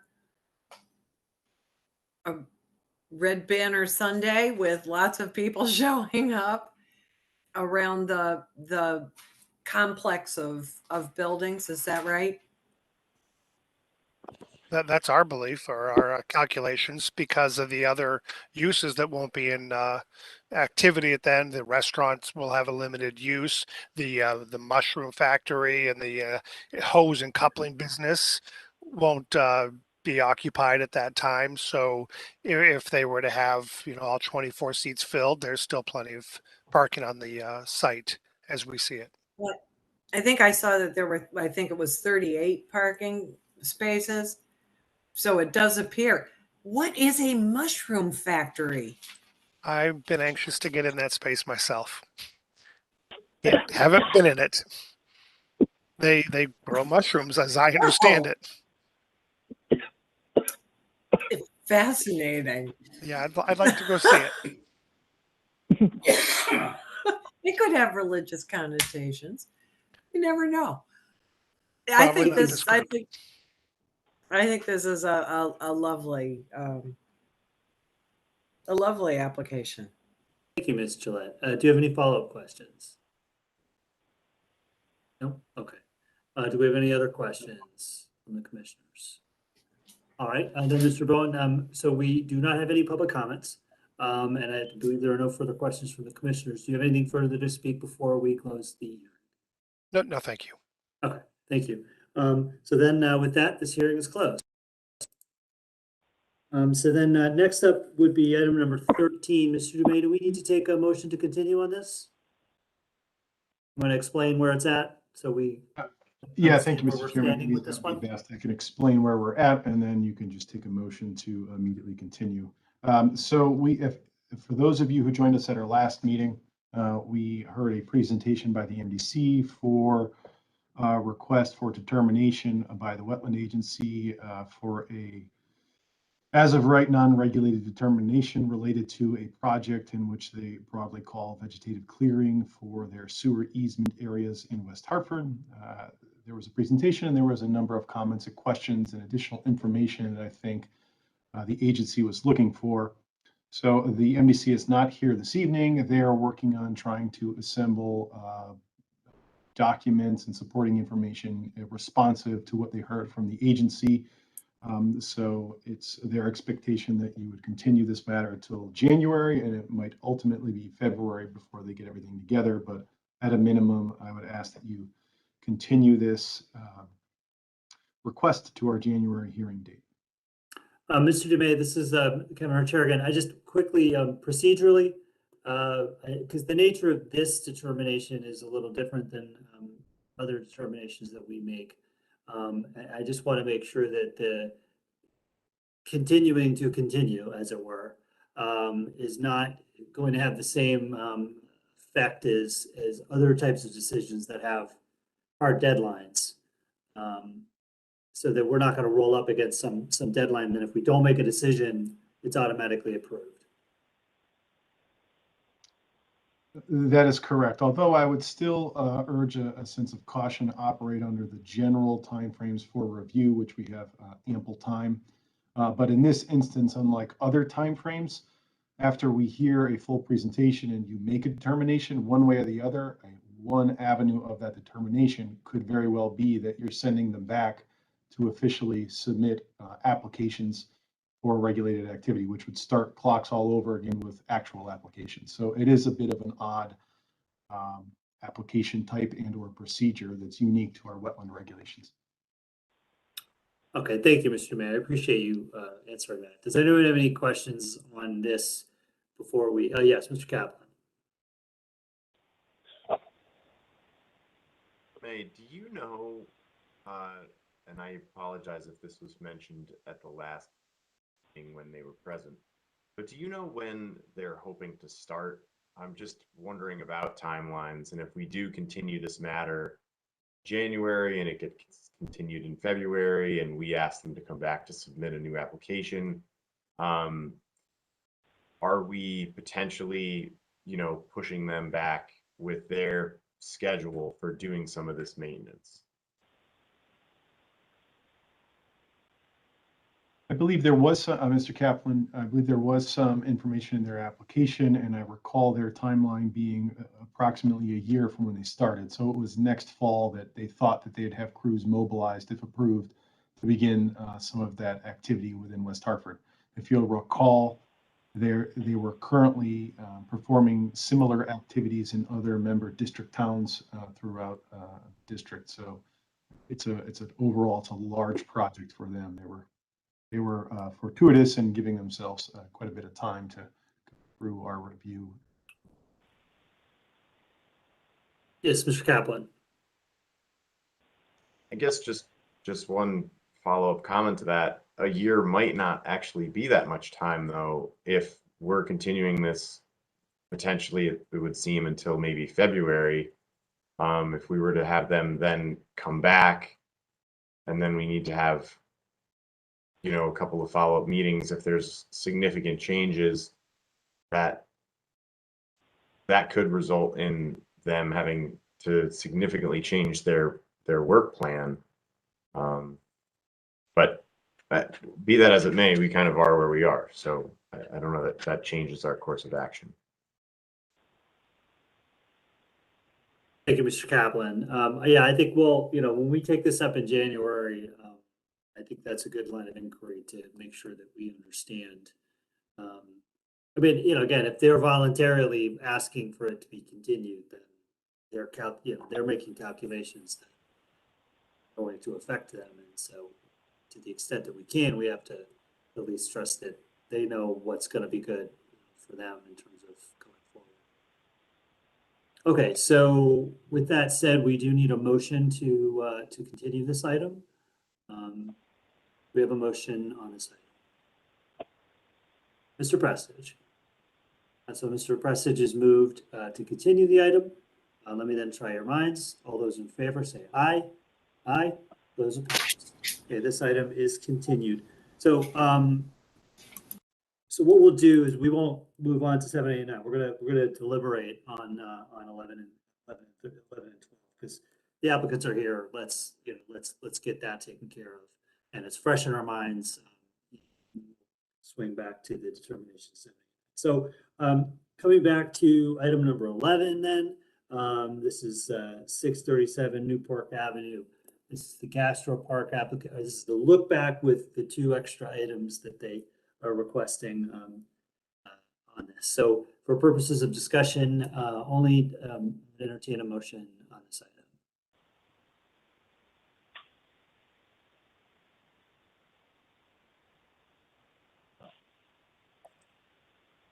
Mr. Chairman. Clearly no.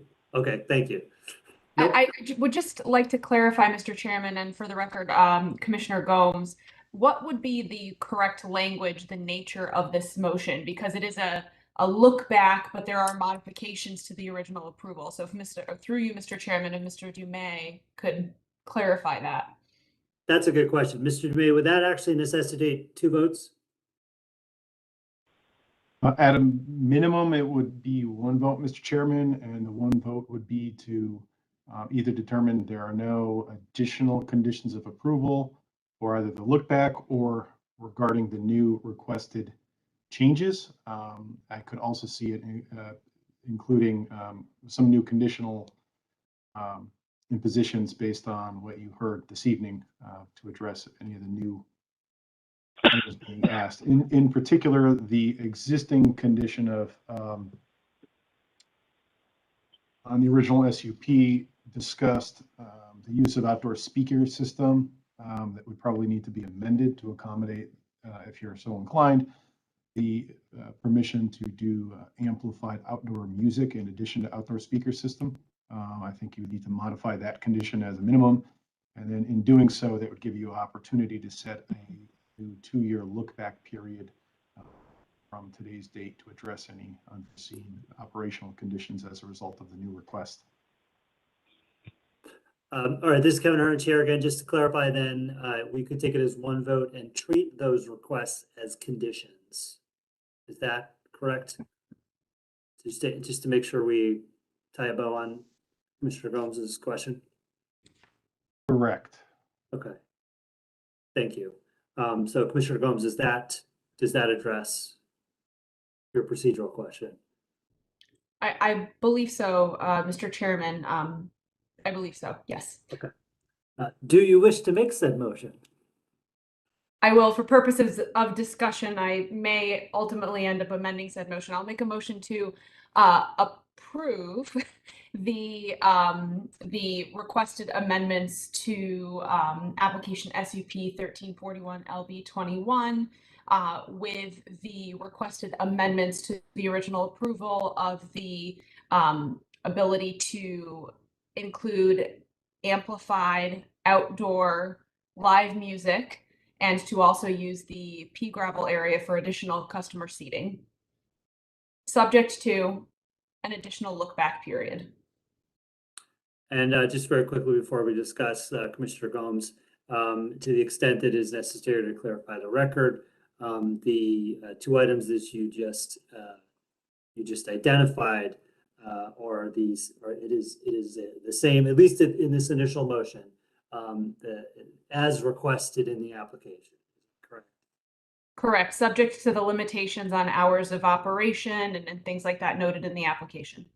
Thank you, Commissioner. All right, so we have a motion before us. Now we can discuss. Thank you, and I appreciate Commissioner Gomes. I appreciate Todd answering the procedural question.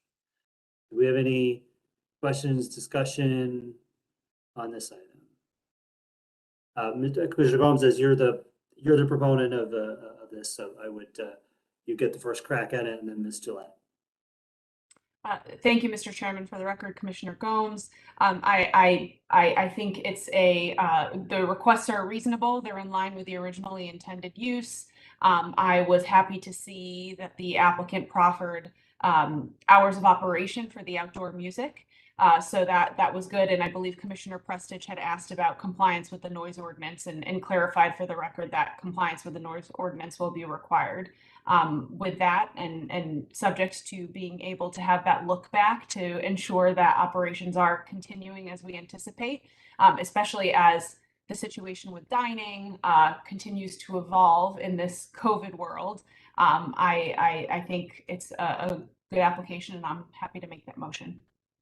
Thank you, Commissioner Gomes, and I apologize. I called you the proponent. You are the maker of the motion. I didn't mean to characterize the nature of it. Ms. Gillette. I agree with Commissioner Gomes, 100%. Thank you, Commissioner Gillette. Do we have any other comments before we vote? I'll just say that I appreciated, I feel like the colloquies that we had with the applicant were important in narrowing down the scope of this. I think I felt better about it at the end, and as I understood sort of what they were asking for. And in terms of the look back, you know, if this was just a pure look back, I know this thing was an extremely difficult birth, you know, for the town. A lot of back and forth, and I'm proud of the town for being you know, I often characterize us as a pain, and it's for a good reason. And you know, I appreciate that, you know, we got there eventually. And I do think that this applicant has you know, been an important addition. But more importantly, they've, you know, at least the record shows that they have you know, stayed within the boundaries of the permit that was issued 2 years ago. All right, so then if there ain't no further, oh, yes, Mr. Prestich.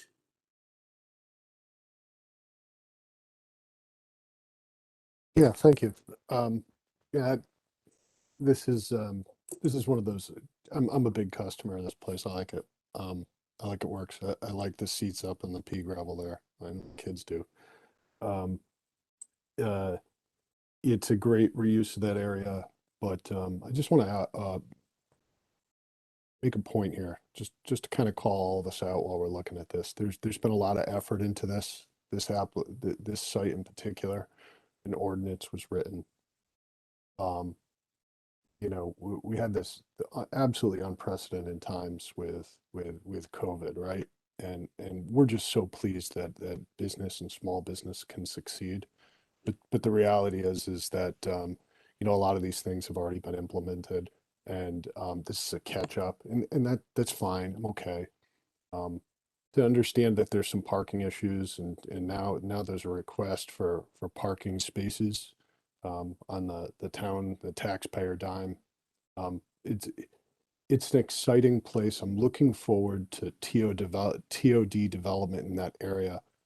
But I want to make sure that as we look at paying attention to all the businesses, small, large, in town, that there's an equitable distribution of resources from, you know, our engineers and planners, et cetera, to everybody.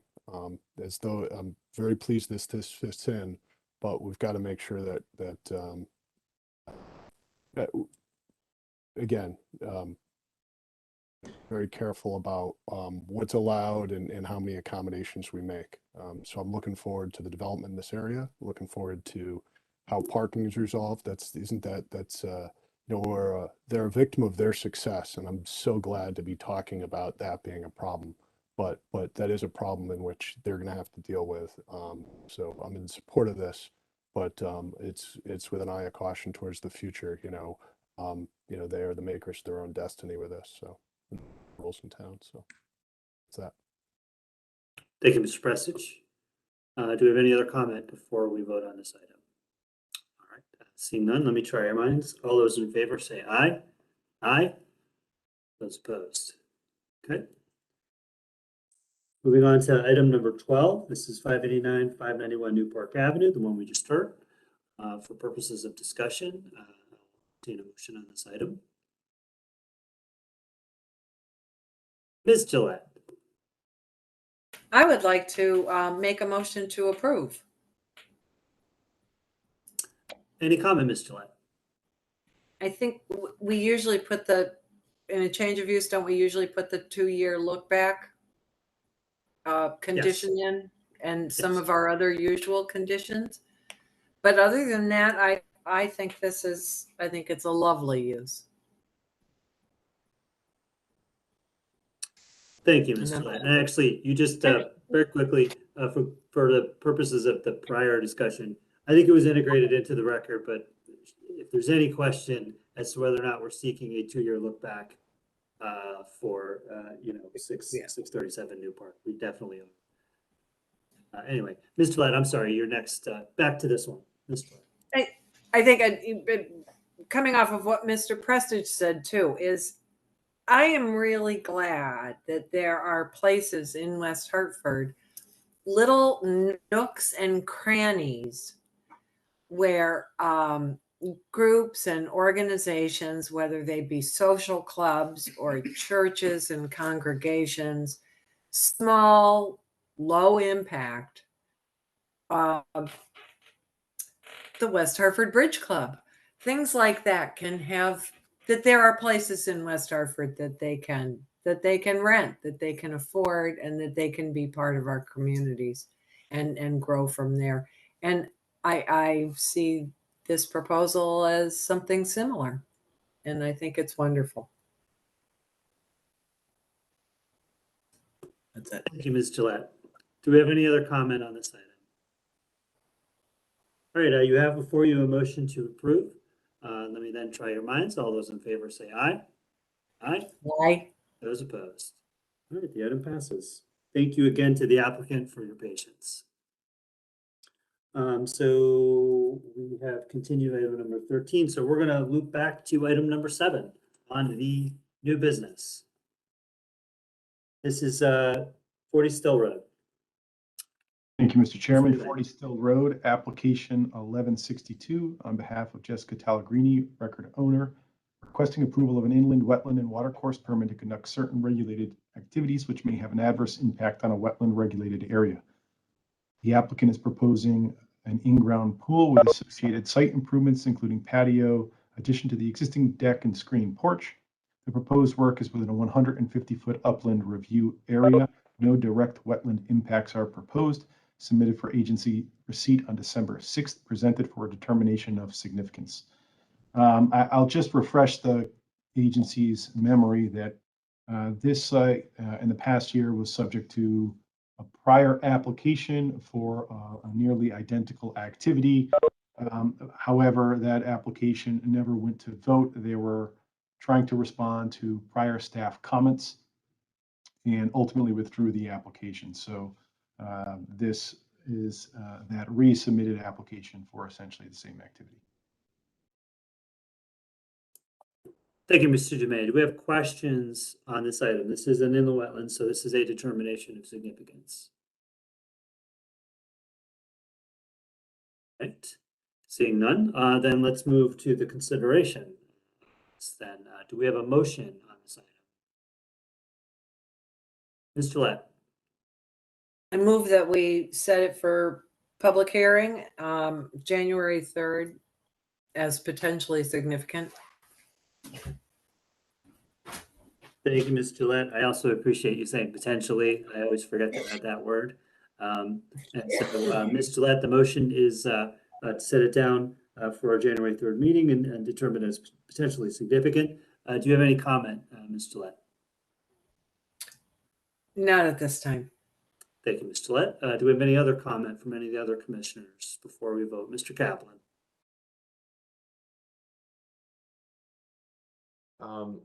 Mr. Chairman, through you to Mr. Dumais, have all of the prior staff comments from the previous application been addressed in this current application?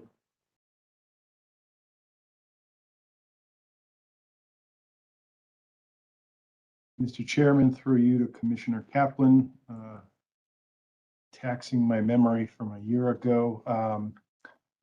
I don't know to be truthful. However, within your packets of information, you can see latest round of iteration of staff comments that Mr. Pudlick and Ms. Vieira were fortunate enough to be able to work off last sets of comments and then provide them with new sets of comments to begin addressing in preparation for the new application. So those more recent comments have been provided to the applicant, and some of them have been responded to. I can't completely answer your question.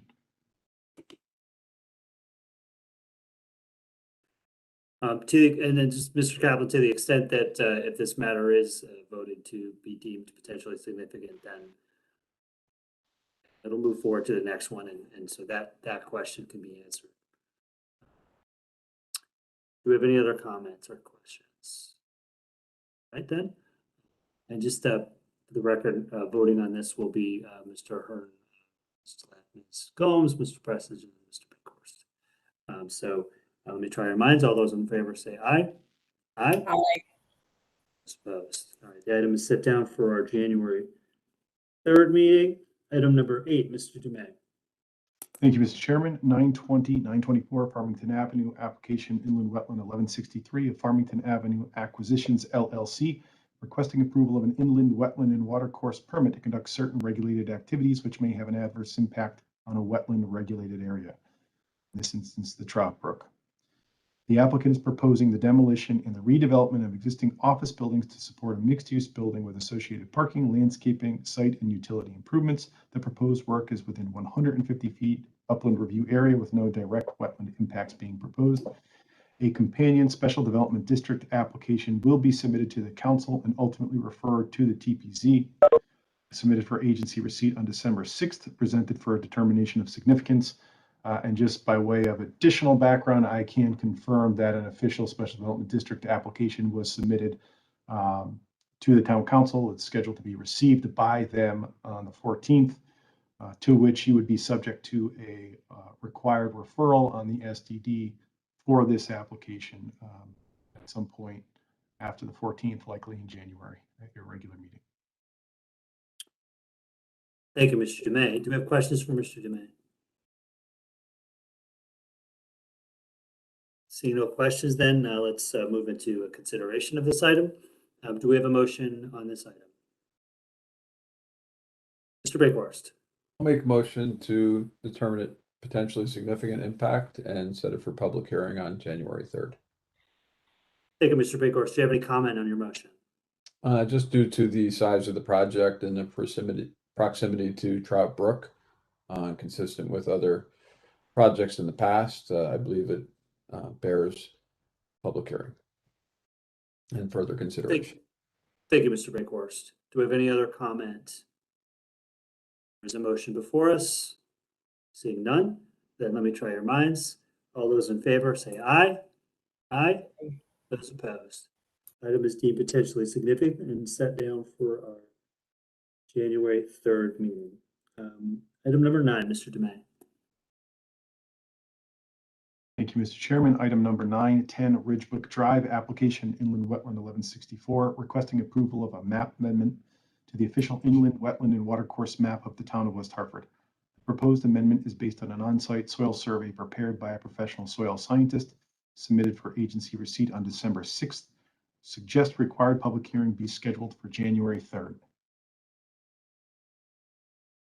Thank you, Mr. Dumais. So you see, we have a map amendment as a required public hearing recommended for January 3rd meeting. We have a motion on this item.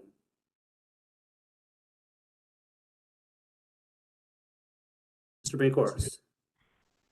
I'll make a motion to set it. Oops. I'll make a motion to set it for public hearing on January 3rd. Thank you, Mr. Bakehorst. Any comment on your motion? Okay, seeing that, any comments on the motion is made? Questions for the town planner? Seeing none, then let me try your minds. All those in favor say aye. Aye. Those opposed. Item is set down for our January 3rd meeting. So we've gotten through our new business. We've gotten through town planner's report. We have no town council referrals. Mr. Dumais, am I missing anything? Mr. Chairman, you are not. I believe I've said, okay. So do we have anything further that you need to add to the meeting before we move to adjourn? Before we do move to adjourn, I just would like, again, to thank Commissioners Gillette and Prestige for, keeping a focus, and I think it's going to be a great one of this agency's time on LID stormwater as a priority. I think I'm excited to work with you all and the community on making this a priority issue. To that end, given the length of our meeting tonight and the potential for next month's meeting to be longer, just given the number of business items we have, is there some benefit to holding a special meeting to work on this issue? In my mind, I think we could have our engineering staff come back and do a small workshop to talk about the work we've already undertaken and talk about some of the aspects of our existing MS4 permit and some of the information that we've used outside consultants for in terms of mapping our impervious coverage. You heard about that today, about disconnecting 2% of impervious coverage. What does that really mean for us? How much undertaking is that? But I'd like to continue this dialogue so that we can get a better understanding of all of the issues before we delve into then pivoting and looking at some of the tools available to us to address what we heard. So I guess I'm looking for a consensus. I can try to reach out after tonight on dates, but I don't want to make any particular meeting overly long, but I also want to be mindful of all of your time and commitments to additional evening meeting. To the extent that I'll just put it out there, I think there'll be a consensus on this, but I'll just put it out there. I think it deserves its own discussion. I don't want to be rushed. It was a little bit rushed tonight by necessity. We all kind of knew it would be a little rushed. And I think that the time I was just thinking, my God, I really need to unpack all this. I want to hear from the town, what we've done and what we plan to do. So I would be in favor of it. And then I think, to the extent that the members are available, and we can get a consensus on an extra date. Seems cool. Thanks, guys. Thank you. All right. Anything further, Todd? Nope. Okay. Entertain a motion to adjourn. I moved. All right. Motion to adjourn is made by Mr. Prestige. All those in favor say aye. Aye. Aye. Those opposed. It's really great to have you back, Mr. Gomes. Thank you, everybody. Good night. Welcome back, Andrea. Thank you. Bye.